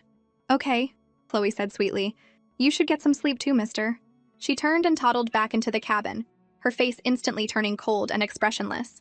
The big guy might look tough, but he carries a good luck charm from his mother. A tough guy with a soft spot. His mother is his weakness. Chloe was sure that after her performance, he would feel pity for her and wouldn't kill her. Where do you think you're going? You think you can run? The skinny kidnapper entered the cabin, his expression dark as he glared at Chloe. Unlike the big guy, he didn't have a loving mother. He had been a criminal his whole life, on the run for years, and he was sharp. The skinny man had a short temper. He threw Chloe to the ground. Behave or I'll kill you! Chloe acted startled. I wasn't running away. There was a girl with pigtails and a bloody face calling me, so I went outside to find her. The man cursed. What the hell are you talking about? Chloe's voice was sweet and clear in the silent night. I'm not lying. There was a pretty girl outside. She said she was lost and wanted to go home. The skinny man pushed down his fear and glared at Chloe. This kid must be making it up. A girl with pigtails and a bloody face. It's all lies. But even the most cold-hearted person has memories they're afraid to face. Last year, while on the run, he had hidden in a small town. He went out one night to find food and ran into a pretty student with pigtails. The girl was naive and lost and asked him for directions, like an innocent lamb walking toward a hungry wolf. He had dragged her into the bushes. Since then, he had been plagued by nightmares of her terrified screams. Oh, Chloe added with a meaningful smile. The girl also said she would never let you go. She's wandering around outside right now. The man's blood ran cold. He heard a scratching sound at the window, like sharp nails climbing up, followed by a rustling. He turned his head slowly. A dark head pushed its way into the cabin, strands of black hair falling inside. With a thud, the skinny man fainted, foaming at the mouth and convulsing in fear. Chloe had scared him into fainting with a bunch of weeds. The loud noise brought the big man rushing in. He saw his unconscious partner. He was baffled. What happened? Chloe shook her head, her eyes wide with fear. I don't know. I can't say, or that lady Bella will kill me. Bella? The man's mind raced. Chloe mumbled. She gave him a bottle of water. I didn't say anything. You can fill in the blanks yourself, big guy. Just then, Bella crawled out of her tent. Can you two keep it down? I'm trying to sleep. The big man didn't say anything. Bella grabbed a bottle of water from her tent and tossed it to him. Have some water. You must be tired from keeping watch. He threw the bottle back in her face. Do you think I'm an idiot?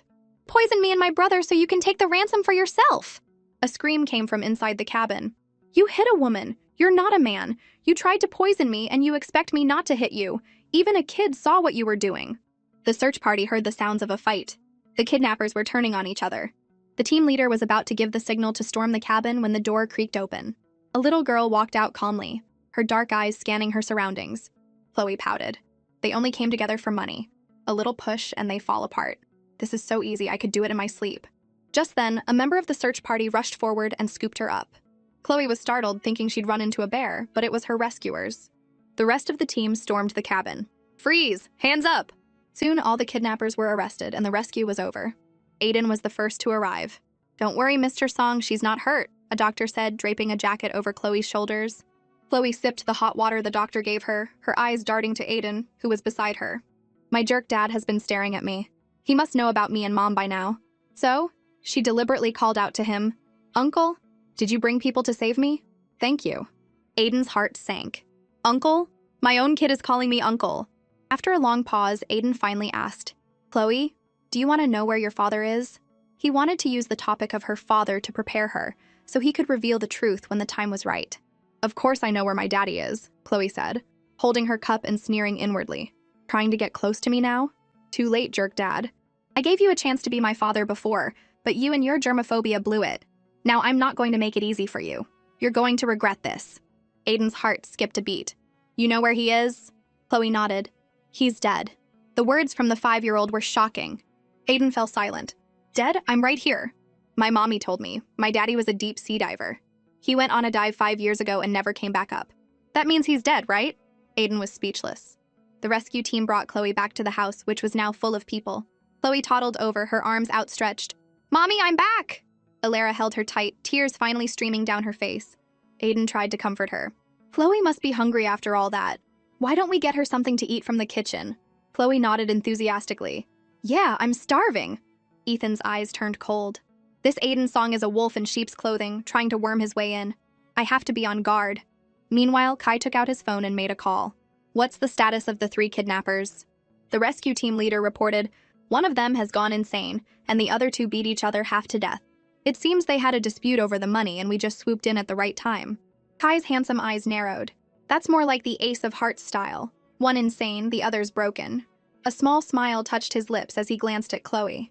With your skills and intelligence, even as a 5-year-old, you can take care of yourself. Kai discreetly took out his phone. Click. So cute. A completely different person from the cool, cocky, hit it and quit it little devil Ace of Hearts from my past life. Chloe paused, fighting the urge to roll her eyes. Dude, can you chill? Keep your crush on my mom under control. My actual dad is standing right here. Alara stroked Chloe's face. Let's get you a bath and a change of clothes, then it's off to bed. You're not going to kindergarten tomorrow.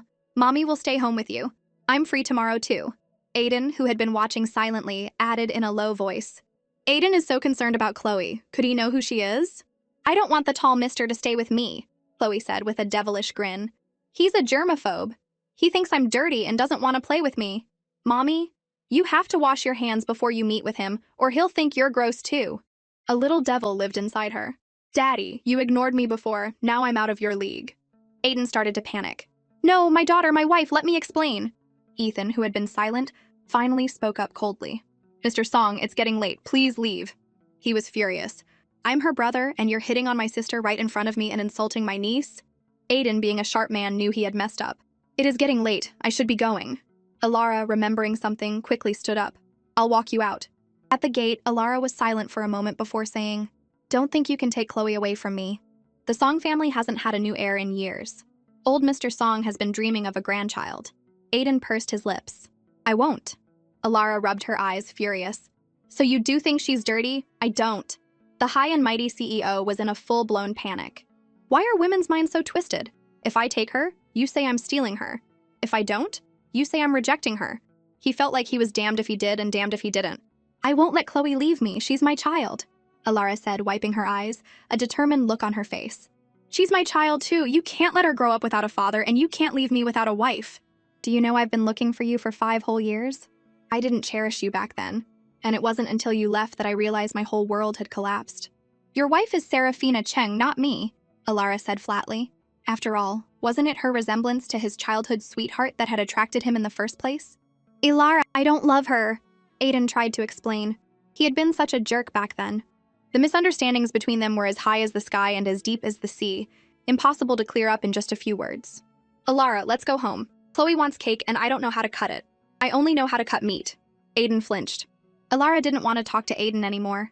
She gave him a nod, quickly said, "Don't come tomorrow," and turned to go back inside. From a second-floor window, Chloe watched the melodramatic scene through a pair of binoculars. She felt no sympathy for her jerk dad.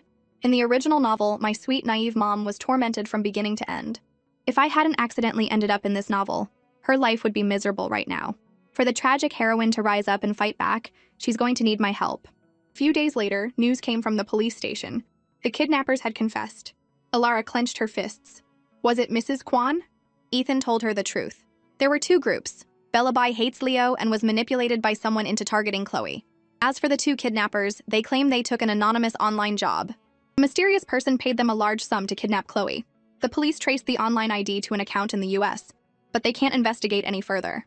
The US? Alara was confused. Chloe and I are just ordinary people. We don't have the power or status to make enemies in America. The words caught in her throat as she thought of someone. On the staircase landing, Chloe pricked up her ears. What? Two different groups wanted to kidnap me? One was the Kwan family and the other was a mysterious force from the US? Could it be one of my dad's old flames? That's Serafina Cheng. Serafina Cheng was the main villain of the original novel, a cruel woman who was a master at playing the victim. When the ex-fiancée, Serafina, was supposedly sick in the US, Aiden had found Alara as a stand-in. But when Serafina found out about Alara, she miraculously recovered overnight, returned to the country to rekindle her relationship with Aiden, and secretly drove the pregnant Alara away. Later, when she found out Alara had married Mr. Lee, she still wouldn't leave her alone, claiming she needed a kidney transplant and that Alara was a perfect match. To curry favor with the Chung family, Mr. Lee had one of Alara's kidneys removed. Her chubby little fingers flew across the keyboard. That's not right. The kidnapper's communication IP traces back to Jasmine Manor in the US. The owner, Molia, is a successful young businessman. He has no connection to Serafina, and he definitely has nothing to do with me. Why would a rich American hire someone to kidnap me? Chloe rested her chin.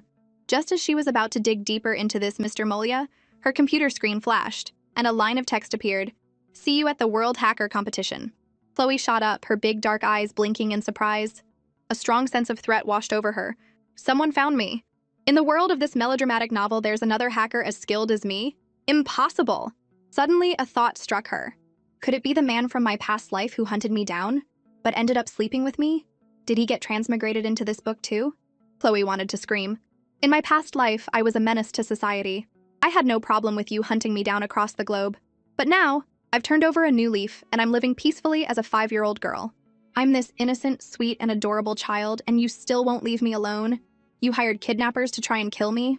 Chloe ground her teeth, her fingers flying across the keyboard as she typed in a destructive command. Looks like I'll have to go to that competition and meet this bastard in person. In New York City, it was late at night. A sharp smile touched a man's lips. I finally found you, Ace of Hearts. Just as the man was about to get up and retire for the night, the sprinkler system suddenly went haywire, spraying water everywhere. Someone had clearly hacked the garden's automatic watering system.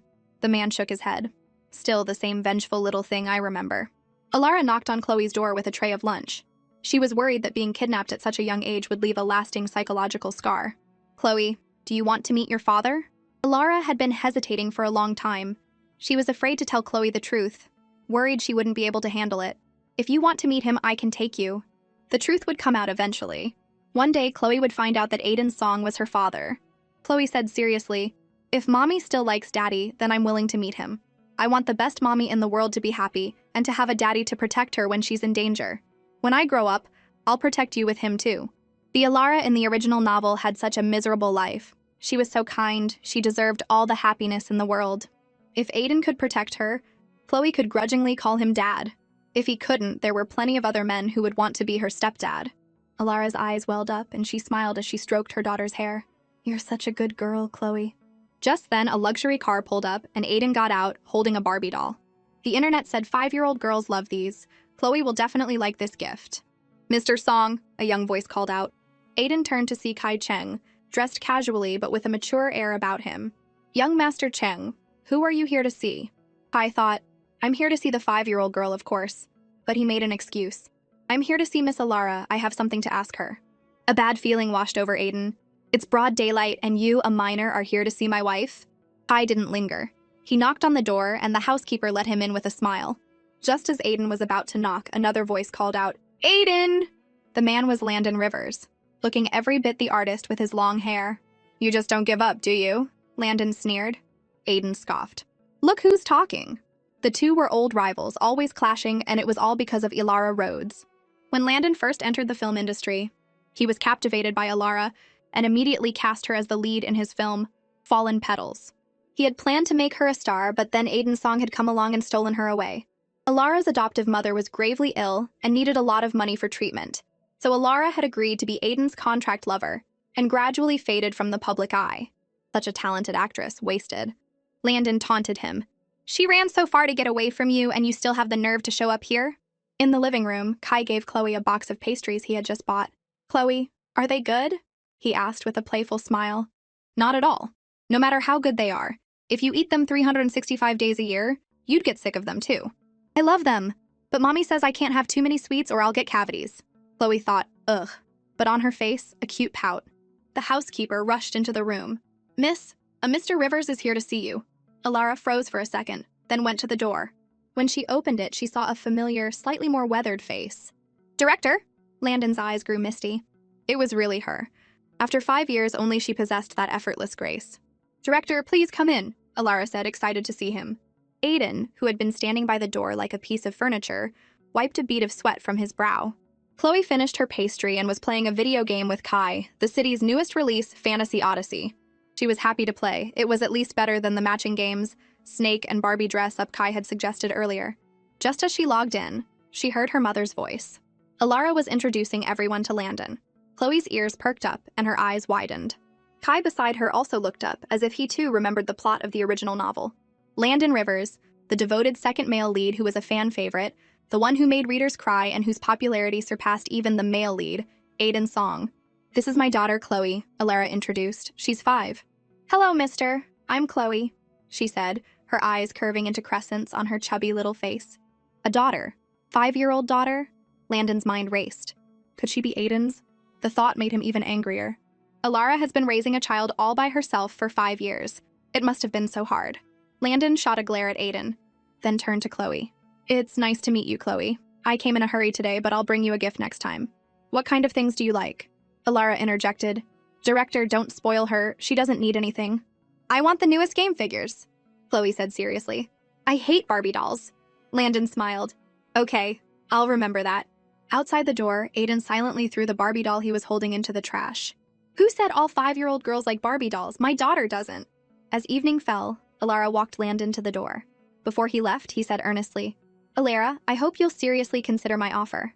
You're doing well now, free from all the troubles of the past. You can finally make decisions for yourself." Alara looked down and nodded. "Director, I'll think about it." Landon gave her a long look, then turned and left. Alara turned back and was startled to find Aiden eavesdropping in the corner. "Mr. Song, you're still here?" Aiden was frustrated. "Alara, I want you to know, I never saw you as a replacement for anyone else." Alara didn't believe him. "I forgot to tell you something. There were 2 groups behind Chloe's kidnapping. One was the Kwans, and the other is based in the US. I think the second group is connected to one of your admirers." Aiden was confused. "What do you mean, again?" It wasn't surprising that Alara would jump to that conclusion. When she was with Aiden, she had been secretly targeted by Serafina Chang multiple times. This kidnapping had to be related to her. Serafina was obsessed with Aiden. If she knew about Chloe, she would definitely try to harm her. "Stay away from us from now on. You'll only bring danger to Chloe." The more Alara thought about it, the angrier she got. She turned, went inside, and slammed the iron gate shut, leaving a bewildered Aiden standing outside. Half a month later, whenever Aiden wasn't working, he would go to Alara's house. Ethan wouldn't let him in, so he would just play with the dog outside, steal glances at the house, and then leave, looking back every few steps. He was turned away every time, but he never gave up. "Just ignore him. He'll get tired of it eventually," Alara said, her head buried in a script. She figured it was just a passing fancy for him, and he would give up once the novelty wore off. Perhaps influenced by Chloe, Alara was no longer the weak woman from the original novel.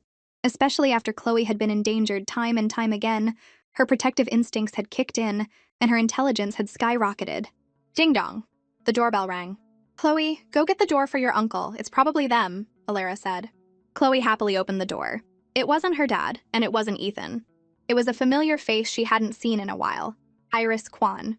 Chloe, long time no see. Did you miss your auntie? Iris asked with a smile. Chloe's face fell. What is this side character doing here? Is her life going too well? Did she come here looking for a beatdown? And dear God, did she bathe in perfume? It stinks. Sister, is my big brother not home? Iris asked, striking a graceful pose. He's still busy. He'll be back later, Alara replied coolly. Iris scoffed, sitting elegantly on the sofa opposite her.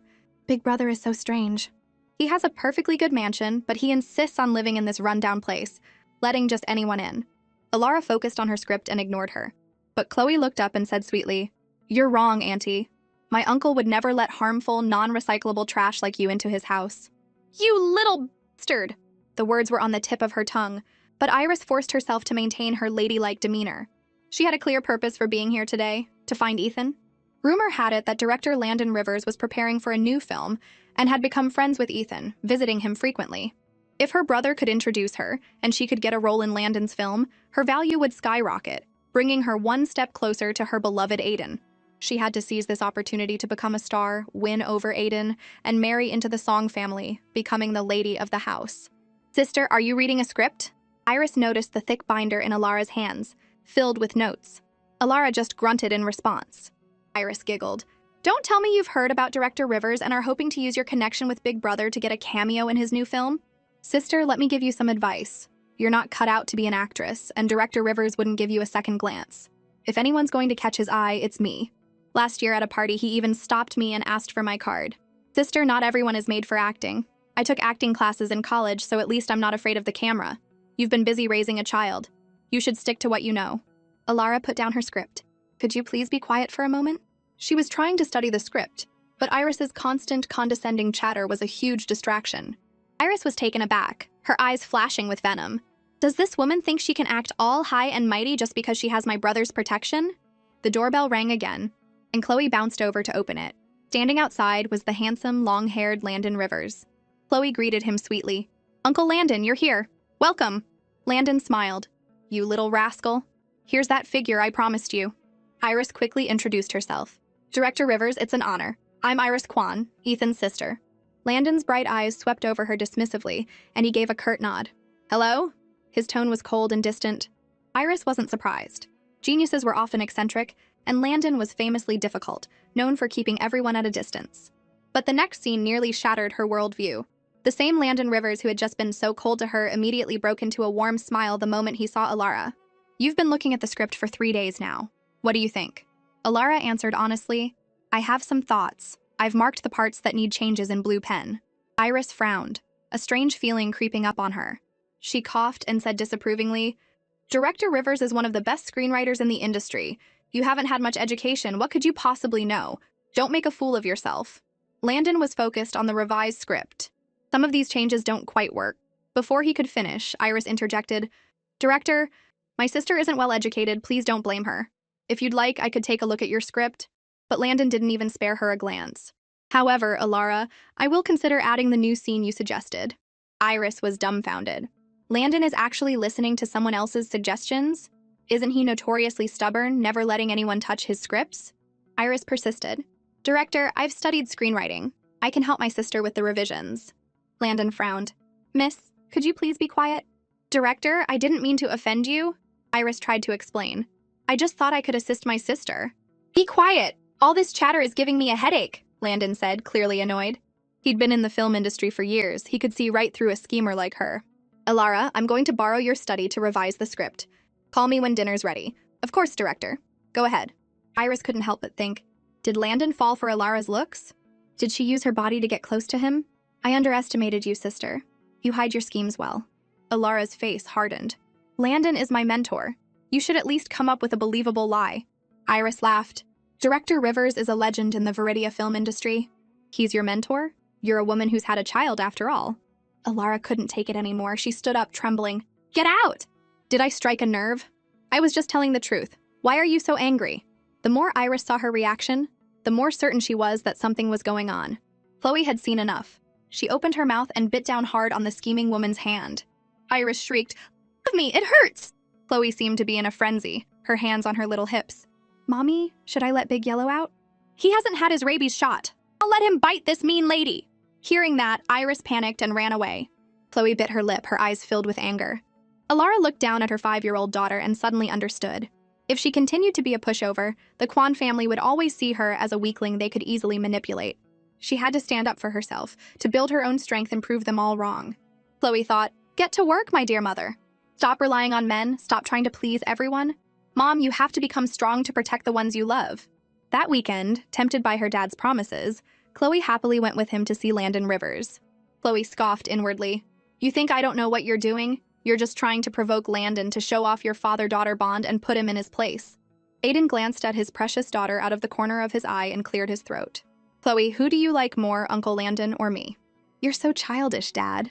Chloe rolled her eyes but put on an innocent smile. "I like both Uncle Landon and Uncle Aiden, but I also like my big brother Kai and my big brother Leo." Aiden was both happy and sad. Happy that he had finally surpassed the dog, Big Yellow, in her affections and was on par with Landon. Sad that the day he could finally reveal he was her father was still a long way off. In the studio, Landon was yelling at an actor. "What is this garbage? I could pull a random beggar off the street with better acting skills than you. Next." His student Wang Fugi said meekly, "Master, you've been at this all morning. Why don't you take a break, get some lunch, and continue this afternoon? Let the actors rest and reset." Landon waved his hand dismissively, his temper flaring.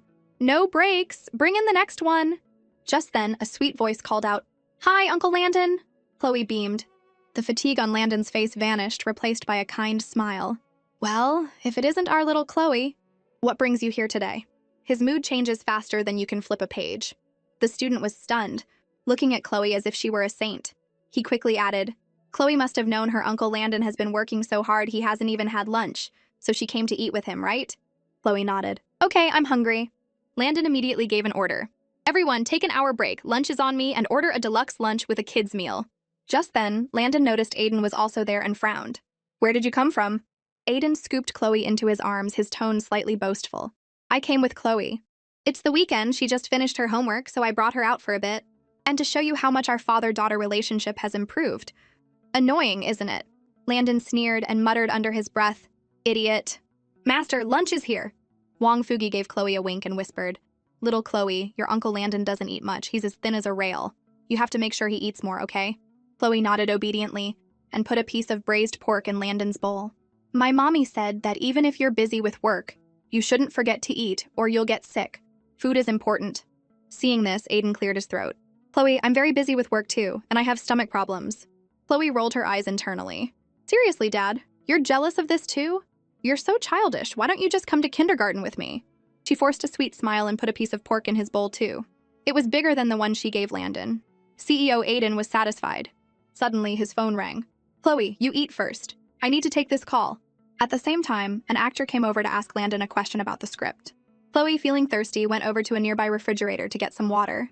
The moment she opened the fridge door, she heard the faint sound of a spring mechanism and a large shadow fell over her. A piece of photography equipment was falling from the ceiling. Just as Chloe was about to dodge, a figure appeared behind her like a flash of lightning. "Kid, look out!" a voice boomed. Chloe froze as someone tackled her to the ground. There was a loud crash as a 100-pound studio light hit the floor, leaving a small crater and sending shards of glass everywhere. The loud noise startled everyone in the studio. Landon's eyes widened in horror. "Chloe!" Zach Zhang sat up, grimacing, blood trickling from his forehead. He ignored his own injuries and immediately checked on Chloe. "Little girl, are you okay? Are you hurt anywhere?" Chloe was fine. "I'm okay. Thank you for saving me." Aiden rushed over, his face pale with fear at the sight. He quickly scooped Chloe into his arms. Soon, they were at the hospital. A doctor cleaned and bandaged Chloe's minor scrapes on her arms and legs. Zach was in much worse shape, with a cut on his head and his leg slashed by the glass. Even though Chloe insisted she was fine, the overly worried adults wouldn't believe her, especially her dad, Aiden, whose face was dark with self-blame and worry. "Director Rivers, I seem to recall investing $100 million in your studio last year. That should have been enough to buy plenty of new equipment." "Are you suggesting my equipment is old?" Landon scoffed. "Fugi, tell him about our studio's maintenance schedule." Wang Fugi quickly explained. Mr. Song, all our equipment undergoes a major inspection every 3 days. There's no issue with aging equipment. The light falling today was likely an accident. Chloe glanced at the 3 men in the room. Uncle Landon is so lucky today. If he had been the one to get me a drink, he might have been the one who got hit. The 5-year-old had already figured it out. She remembered hearing the sound of a spring when she opened the fridge, a trigger. When the fridge opened, the mechanism was activated, and the heavy light fell. She couldn't say it directly, but she could drop hints and let the smart adults figure it out. As expected, Chloe's childish comment made the 2 powerful men in the room frown and exchange a look. You were supposed to be the one to open that fridge. That's my personal fridge. It's where I keep my water, food, and face masks. I'm usually the only one who opens it.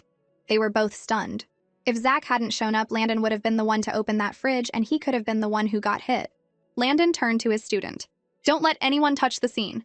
Today's auditions are canceled. Call the police and get the security footage. Some bastard has the guts to try and kill me. Aiden quickly covered Chloe's ears. Landon, watch your mouth. My daughter is right here. Then he rushed to his side. Someone's trying to kill you? Do you have any suspects? Landon shook his head. I've made a lot of enemies. I can't think of anyone specific right now. Aiden sneered. Pathetic. Landon glared at him. I have a lot of enemies and you don't. Chloe fought the urge to roll her eyes. Are you two really competing over who has more enemies? Compared to me, Ace of Hearts, you're all amateurs. The number of enemies who wanted me dead in my last life could circle the globe 3 times. Just then, Alara rushed in. She was frantic. She hadn't seen her daughter for half a day, and she was already in danger again. Chloe quickly assured her she was fine, that a man had saved her. Aiden, seeing Alara cry, quickly added, Don't worry, it was just an accident. Landon, catching on, immediately said, Alara, it was a sudden problem at the studio. It's my fault for not having the staff do a better equipment check. For once, Aiden and Landon were in agreement. Someone was trying to commit murder. They would handle it discreetly and keep Alara out of it to protect her. Alara wiped her tears, not blaming Landon, but shooting a glare at Aiden. I haven't had much time to spend with Chloe lately, so I let you take her out. You promised you would take good care of her, and this is what happens. Aiden hung his head. I was wrong. I don't have experience looking after a child. I'll be more careful in the future. I won't let you worry. Alara was taken aback. She hadn't expected him to apologize so readily. The powerful head of Song Entertainment admitting he was wrong with such sincerity, it was hard to believe. Aiden picked up a large red apple. You came in such a hurry, you probably haven't had lunch. I'll have someone bring food. Let me peel an apple for you first.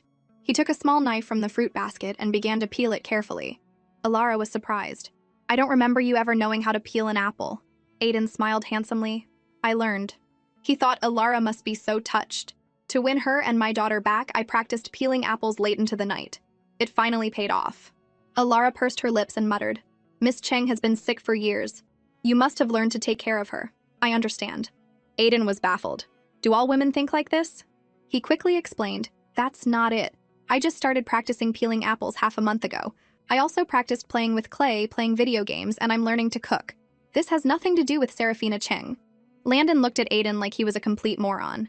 Chloe, watching from the sidelines, sighed inwardly. Isn't my dad supposed to be a cool, calculating CEO? Why does he seem more and more like a goofy husky lately? When Alara learned that Zach Zhang had saved her daughter, she immediately took Chloe to thank him. The glass had been removed from his leg, and the wound wasn't deep. He was healthy and would recover in a week or 2. He was resting in his hospital bed, a tall, strong man with a pale, weathered face that spoke of years of hard work. Chloe looked at him, and memories of his story from the novel came flooding back. He was a minor character who had a brief moment of fame thanks to his performance in one of Landon's films. But later, he was caught in a cheating scandal. His wife, who had always seemed devoted, angrily divorced him, leaving him with nothing. His fame plummeted, and he became an obscure actor again. After struggling for a few years, he eventually died from overwork. But this man seems so upright and loyal. Would he really cheat in the future? Or was he framed?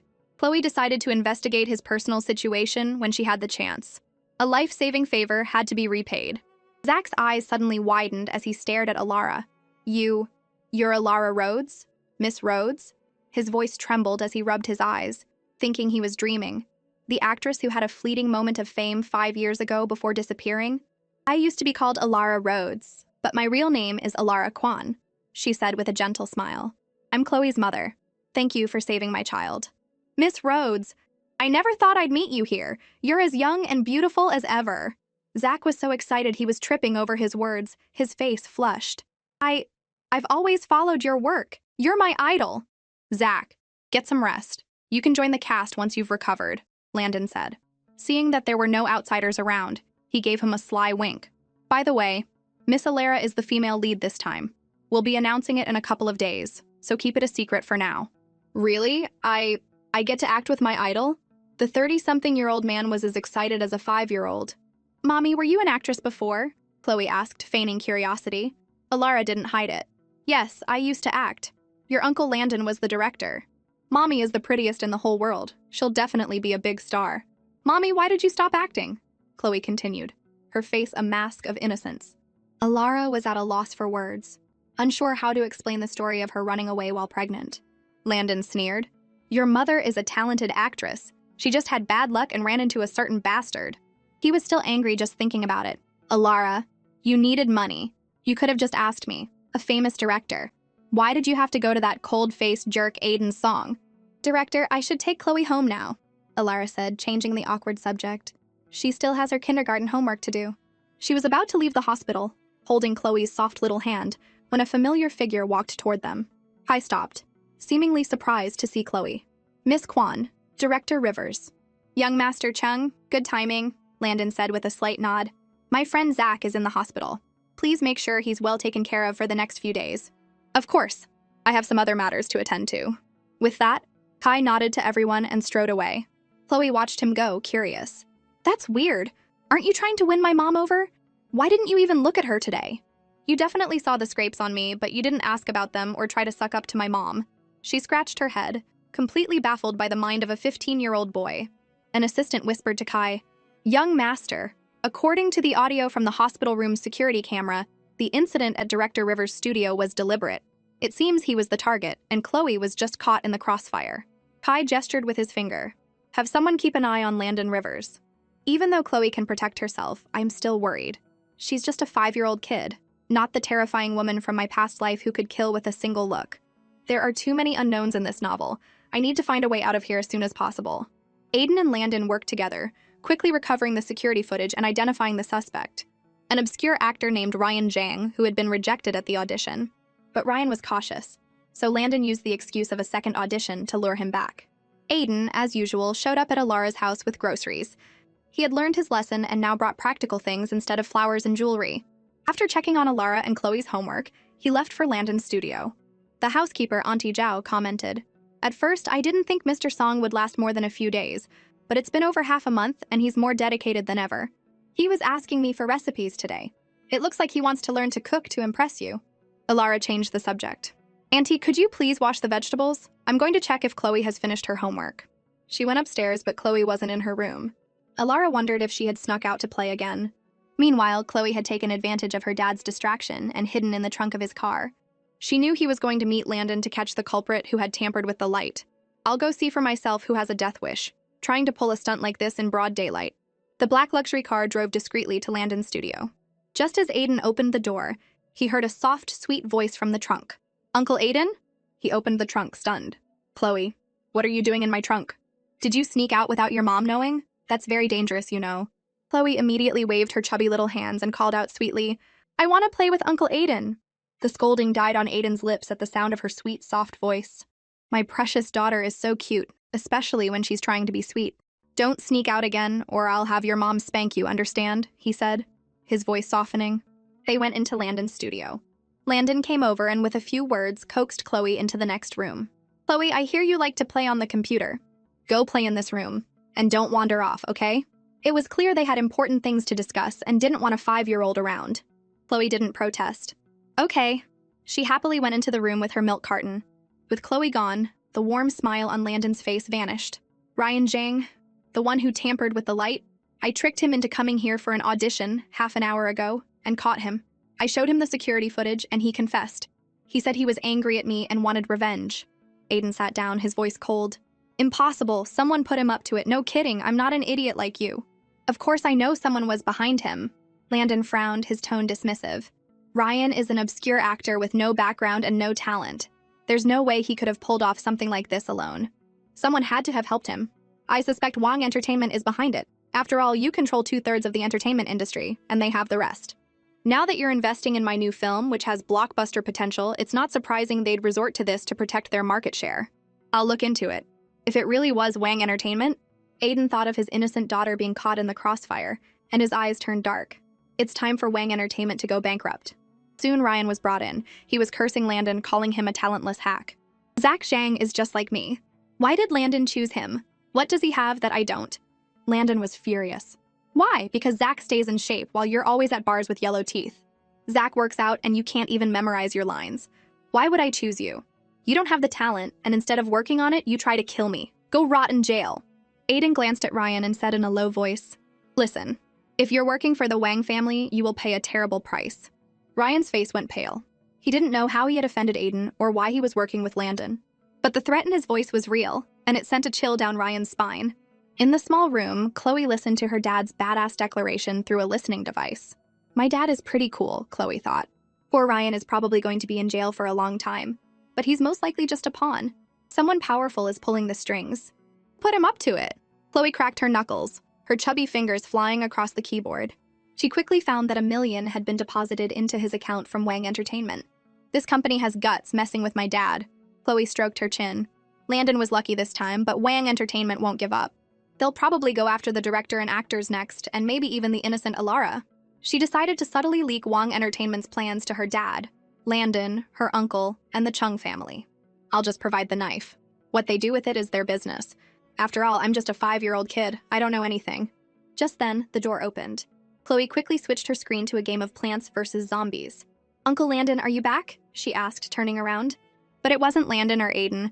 It was a young man who was both a stranger and familiar. Chloe froze. Isn't this the third male lead from the novel who had a crush on Alara, Jasper Jiang? The one known as the hope of the film industry, the most prestigious award-winning actor, and the top star of Wang Entertainment? And you are... Jasper noticed the little girl at the computer and raised an eyebrow. Landon doesn't like kids, and he especially doesn't like people touching his computer. Who is this little girl? Chloe tilted her head, her face a picture of surprise. Are you Uncle Jasper? I see you on TV all the time. My mommy and I are big fans. My name is Chloe, and I'm almost 6. Jasper nodded. Chloe, do you know where Director Rivers is? Just then, the door opened, and Landon and Aiden returned. Director, Mr. Song, Jasper said, standing up to greet them. Landon was a little surprised. When did you get here? You didn't even call. Just arrived. A brand sent me a case of special honey yesterday. I brought you a couple of jars. Jasper handed him a bag. Landon slapped his forehead and laughed. Chloe, your mom has been working hard lately. Take a jar of this honey home with you and tell her to drink a little every day. It's good for her, you know? Okay, thank you, Uncle Landon. Chloe nodded enthusiastically. Out of the corner of her eye, she saw the smile on Jasper's face freeze. Chloe had seen it all in her past life. She could tell that this famous actor was a little too fond of Uncle Landon. She doesn't need your concern, Aiden said sourly. Alara has everything she needs. You should keep the honey for yourself. Landon glared at him. Hey, Song, Alara hasn't even given you the time of day, and you're acting like you own the place? I can give her honey if I want to. It's none of your business. You're not married yet? She's still single? Aiden was annoyed. It's only a matter of time before she accepts me. She let me in the house today. Our relationship is beyond your wildest dreams. Just then, his phone started ringing. He looked at it and his face lit up. It was Alara, and it was a video call. He answered it right in front of Landon. Alara, where's Chloe? Is she with you? I've looked all over the house and can't find her. Alara asked anxiously. Mommy, I'm here! Chloe heard her and bounced over. I snuck into Uncle Aiden's car and went out to play. Chloe really likes playing with Uncle Aiden. It would be great if I could see him every week. Aiden was close to tears. Did I hear that right? My precious daughter likes playing with me?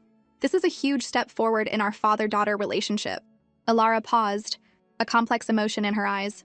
Mr. Song, bring Chloe home immediately. Aiden's handsome face broke into a smile. All right, don't be angry. Landon's expression froze. He knew Chloe was Aiden's daughter, but he was still worried about Alara being with him. After all, Aiden still had his beautiful, high-status fiancée, Serafina Cheng, and she was not someone to be taken lightly. Jasper noticed Landon's mood and frowned. Who is Chloe's mother? Why is Director Rivers so fond of them? And why is he fighting with Mr. Song over this woman? After Aiden and Chloe left, Jasper asked, Director, that little girl was very cute. Are you close with her mother? Landon answered honestly, Chloe is a sweetheart. I'm thinking of casting her as the younger version of the female lead in my film. I'll talk to her mother about it soon.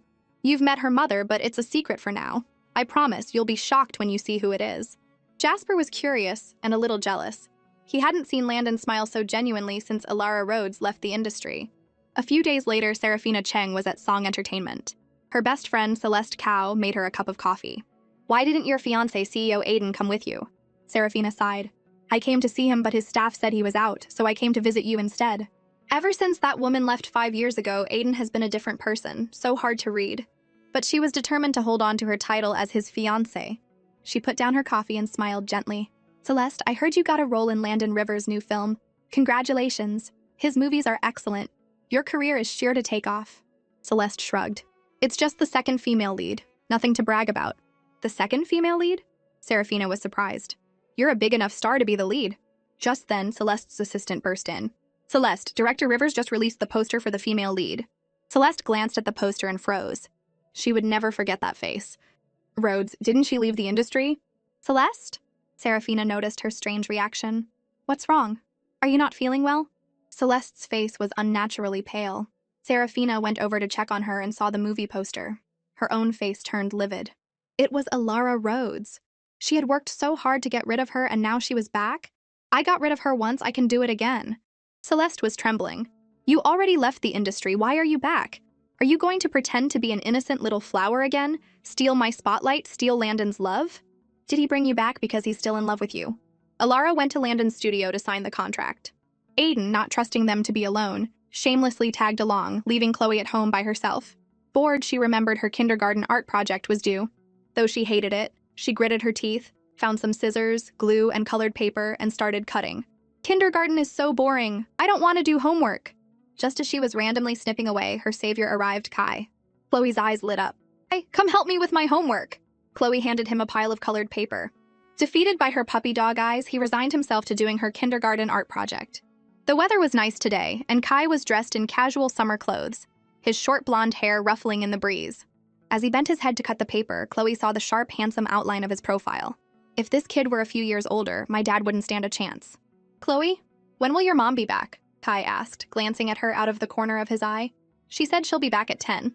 She's having dinner with Uncle Landon. She thought, I knew it. He's here for my beautiful mom. Too bad for you, kid. You've got my dad and Uncle Landon in your way. Kai asked casually. So, let's chat. Are there any boys you like in your class? No way. Chloe complained internally, but put on an innocent face, her big eyes blinking as she pouted. Mommy says I can't date until I'm 18. Kai gave her a meaningful look, and for some reason he thought of their past life together.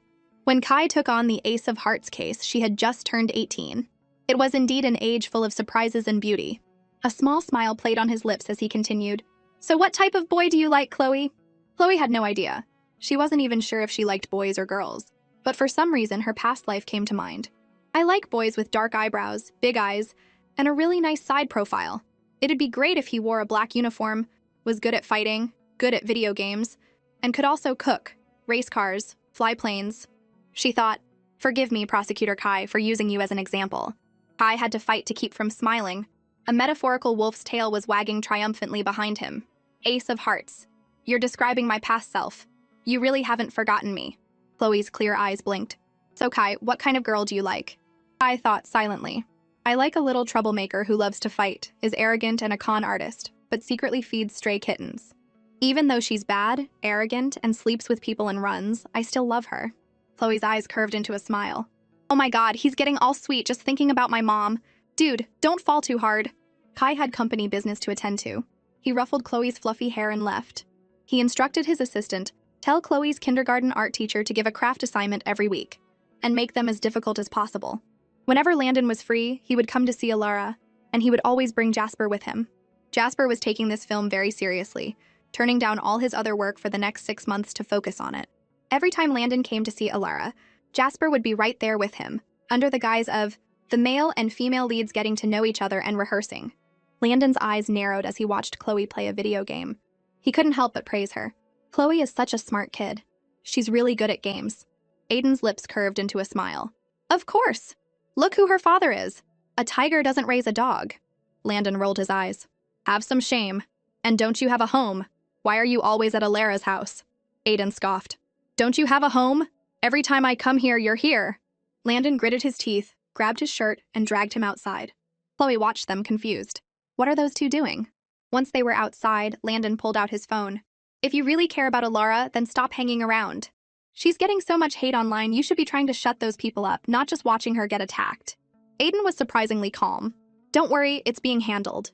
Landon didn't believe the jerk for a second. You're handling it? What can you possibly do? Aiden said calmly, I have money. Landon's mouth twitched. I have no comeback to that.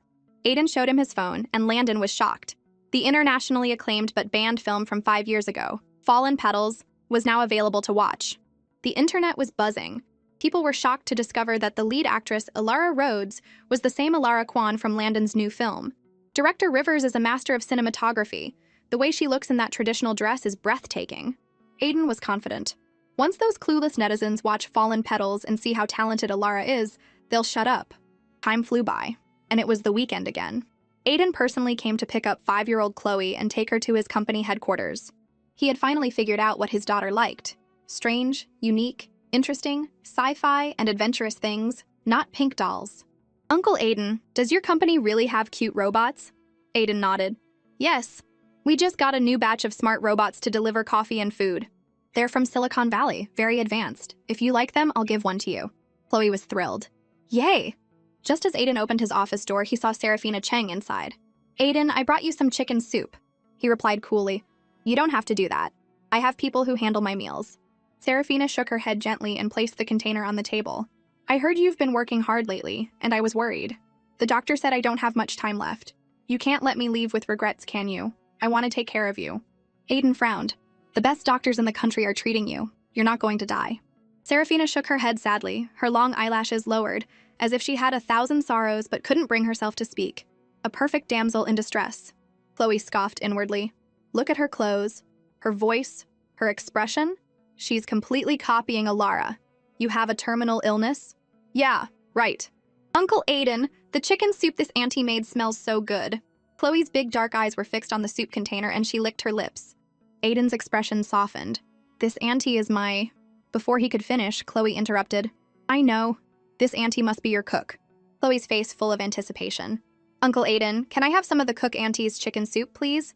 Of course, I'll get you a bowl, Aiden said, immediately agreeing when he heard his precious daughter wanted some. Chloe blew on the hot soup, took a delicious sip, and then thanked Serafina sweetly. Thank you, cook auntie. The soup is so yummy. Serafina's expression flickered. To see the soup she had painstakingly made be so easily snatched away by a little brat, she almost lost her composure. She took a deep breath and forced a gentle smile. Aiden, whose child is this? I don't think I've seen her before. This is Chloe. She's... Aiden paused. She's my business partner's child. He wasn't ready to reveal Chloe's true identity yet. There were too many unknowns, and he and Alara hadn't reconciled. Keeping her identity a secret was the best way to protect her for now. Business partner. Such a vague term. It was clear Aiden was hiding something, but the more he tried to hide it, the more suspicious it became. Serafina looked at Chloe gently. I have to find out who this little girl really is. If she's a threat to my position, I won't hesitate, even if she's just a child. She knelt down to be at eye level with Chloe and introduced herself kindly. Hello, Chloe, I'm Serafina Cheng. You can call me Sister Serafina. I'm your Uncle Aiden's fiancé, not his private cook. Chloe tilted her head, pretending not to understand. Fiancé? Does that mean you're going to get married? Serafina declared her territory. Yes, I'm going to marry your Uncle Aiden. Aiden panicked and immediately corrected her. Your Auntie Serafina is joking. I'm not going to marry her. Chloe put a finger to her chin, her little brow furrowed as if she didn't understand what the adults were talking about. But Serafina's face changed. She had been claiming to be Aiden's fiancé for 5 years, and this was the first time he had denied it to someone else. You're weak, you shouldn't be out and about. I'll have my driver take you home, Aiden said. A self-deprecating look crossed Serafina's face. She lowered her head like a pitiful Cinderella who had done something wrong. Okay, I'll go then. You take care of yourself. Don't work too hard. As she spoke, her brow furrowed in pain, and she clutched her chest, her body swaying as a sharp pain shot through her heart, making her lips turn white. Her congenital heart disease had conveniently decided to act up. Aiden stepped forward, his tone serious. I'll have Old Song take you to the hospital. Her eyes moist, Serafina looked at him pleadingly. Aiden, I'm scared of needles. Can you stay with me? Before she could finish, Chloe, who was on the sofa, started crying out, ouch, ouch, clutching her stomach and rolling around. In an instant, her dad rushed over in a panic. Chloe, what's wrong? Chloe clutched her stomach and wailed pitifully. I'm dying, my tummy hurts so much. Aiden's face went pale with fear. Chloe, don't be scared, I'll take you to the doctor right now. Sir, what's wrong? His assistant, Old Song, rushed in. Aiden commanded, get every doctor from the company's medical department here with their equipment in 3 minutes. Chloe's stomach hurts. It could be appendicitis, diarrhea, food poisoning. What about Miss Cheng? Only then did Aiden remember the ailing Serafina. You take Miss Cheng to the city's private hospital. Serafina was furious. This was her chance to win Aiden's sympathy, and a little kid ruined it. She glared at Chloe, but the little girl, in a spot where Aiden couldn't see, gave her a defiant look. Serafina was instantly enraged. This kid is faking it! At such a young age, she's already learned how to fake being sick to get attention. She's a natural-born little schemer. Serafina gritted her teeth and shot Chloe a venomous glare. Just you wait. Chloe raised an eyebrow, almost laughing. I'm just using the same tactics you used on my mom, and you're already angry? Anyone can fake being sick. In the original novel, Serafina had used her expert fainting skills to create countless misunderstandings between her mom and dad. The secretary cautiously peeked in. Sir, the medical department is here. Aiden had Chloe lie down on the sofa and covered her with a thin blanket. She continued to cry out, but there were no tears, just a mischievous glint in her big dark eyes. Aiden frowned slightly. Send the medical department back. The secretary was speechless. Yes, sir. Aiden was a little angry. He could tell his precious daughter was faking it. He was silent for a moment, his mind flashing to a book he had just read, How to Be a Good Father, 300 Ways to Educate Your Child. One of the sections was titled, What to Do When Your Child Lies About Being Sick. He felt he had to properly educate his daughter, to be a good father and correct her behavior. So, in a serious tone, he said, Faking being sick is something bad kids do. Chloe paused, rubbing her eyes, her face a mask of innocence. The highest form of acting is when you think I'm acting, but I'm actually making you think I'm acting. Faking being sick makes your mommy worry, and it makes me so worried I can't eat or sleep. Why did you do it? Chloe wrapped herself in the small blanket on the sofa like a little kitten caught stealing fish. I don't like Auntie Serafina. She looked at me funny, scarier than Snow White's stepmother. It really scared me. Aiden shook his head. That's impossible. Your Auntie Serafina is very kind. It's true, Chloe said, looking wronged. And she was faking it too. She was fine when we were leaving, and she gave me a really mean look. Aiden was silent. A 5-year-old probably wouldn't lie on purpose. As for Serafina, he had always known her to be obedient and gentle. He softened his expression and stroked Chloe's soft hair. I understand. I'll look into it. But Chloe, you can't fake being sick anymore. Even if you don't like someone, you shouldn't try to trick them. Understand? Chloe pouted. But I really don't like her. I don't want her to be your fiancé. I want mommy to be your fiancé. Aiden was completely stunned. What? My precious daughter just said she wants Alara to be my wife? Really? His voice trembled. The tall, handsome man was as excited as a teenager. Chloe nodded. Uh-huh. You're very nice to me, so I like you. I want mommy to marry you. In that moment, Aiden felt like his future was bright, his life filled with dazzling sunlight. All his efforts over the past month had finally paid off. His daughter had finally seen the beauty of a father's love. It was all worth it. Don't worry, Chloe. I will protect you and your mother for the rest of my life, Aiden said kindly, his fatherly love overflowing, his gaze on Chloe so gentle it could melt hearts. Chloe said sweetly, I want you and Uncle Landon and the others to protect mommy together. The overflowing fatherly love came to a screeching halt. Aiden raised an eyebrow. What does Landon Rivers have to do with this? Chloe explained logically, you and Uncle Landon are both very nice to mommy. I want her to marry all of you. You can be my first daddy, Uncle Landon can be my second daddy, Uncle Jasper can be my third daddy. As for Kai, he's only 15, so he's not in the running for now. Aiden was now as miserable as he had been ecstatic just a moment ago. Why does Chloe have such a terrifying idea? 3 daddies? Chloe, your mommy can only marry one person, and that's me. Aiden tried to set her straight. Landon wants to be her second dad? In his dreams. Chloe tapped her chin with her finger. Dad, Mom was hurt so badly by you. You think you can win us back in just a month? No way. You have to slowly pay back the emotional debt you owe her. At the very least, not until you see Serafina's true colors will I even consider handing my mom over to you. She lowered her head, reminiscing.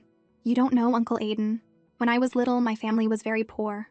Mommy worked so hard to make money, she was so tired every day.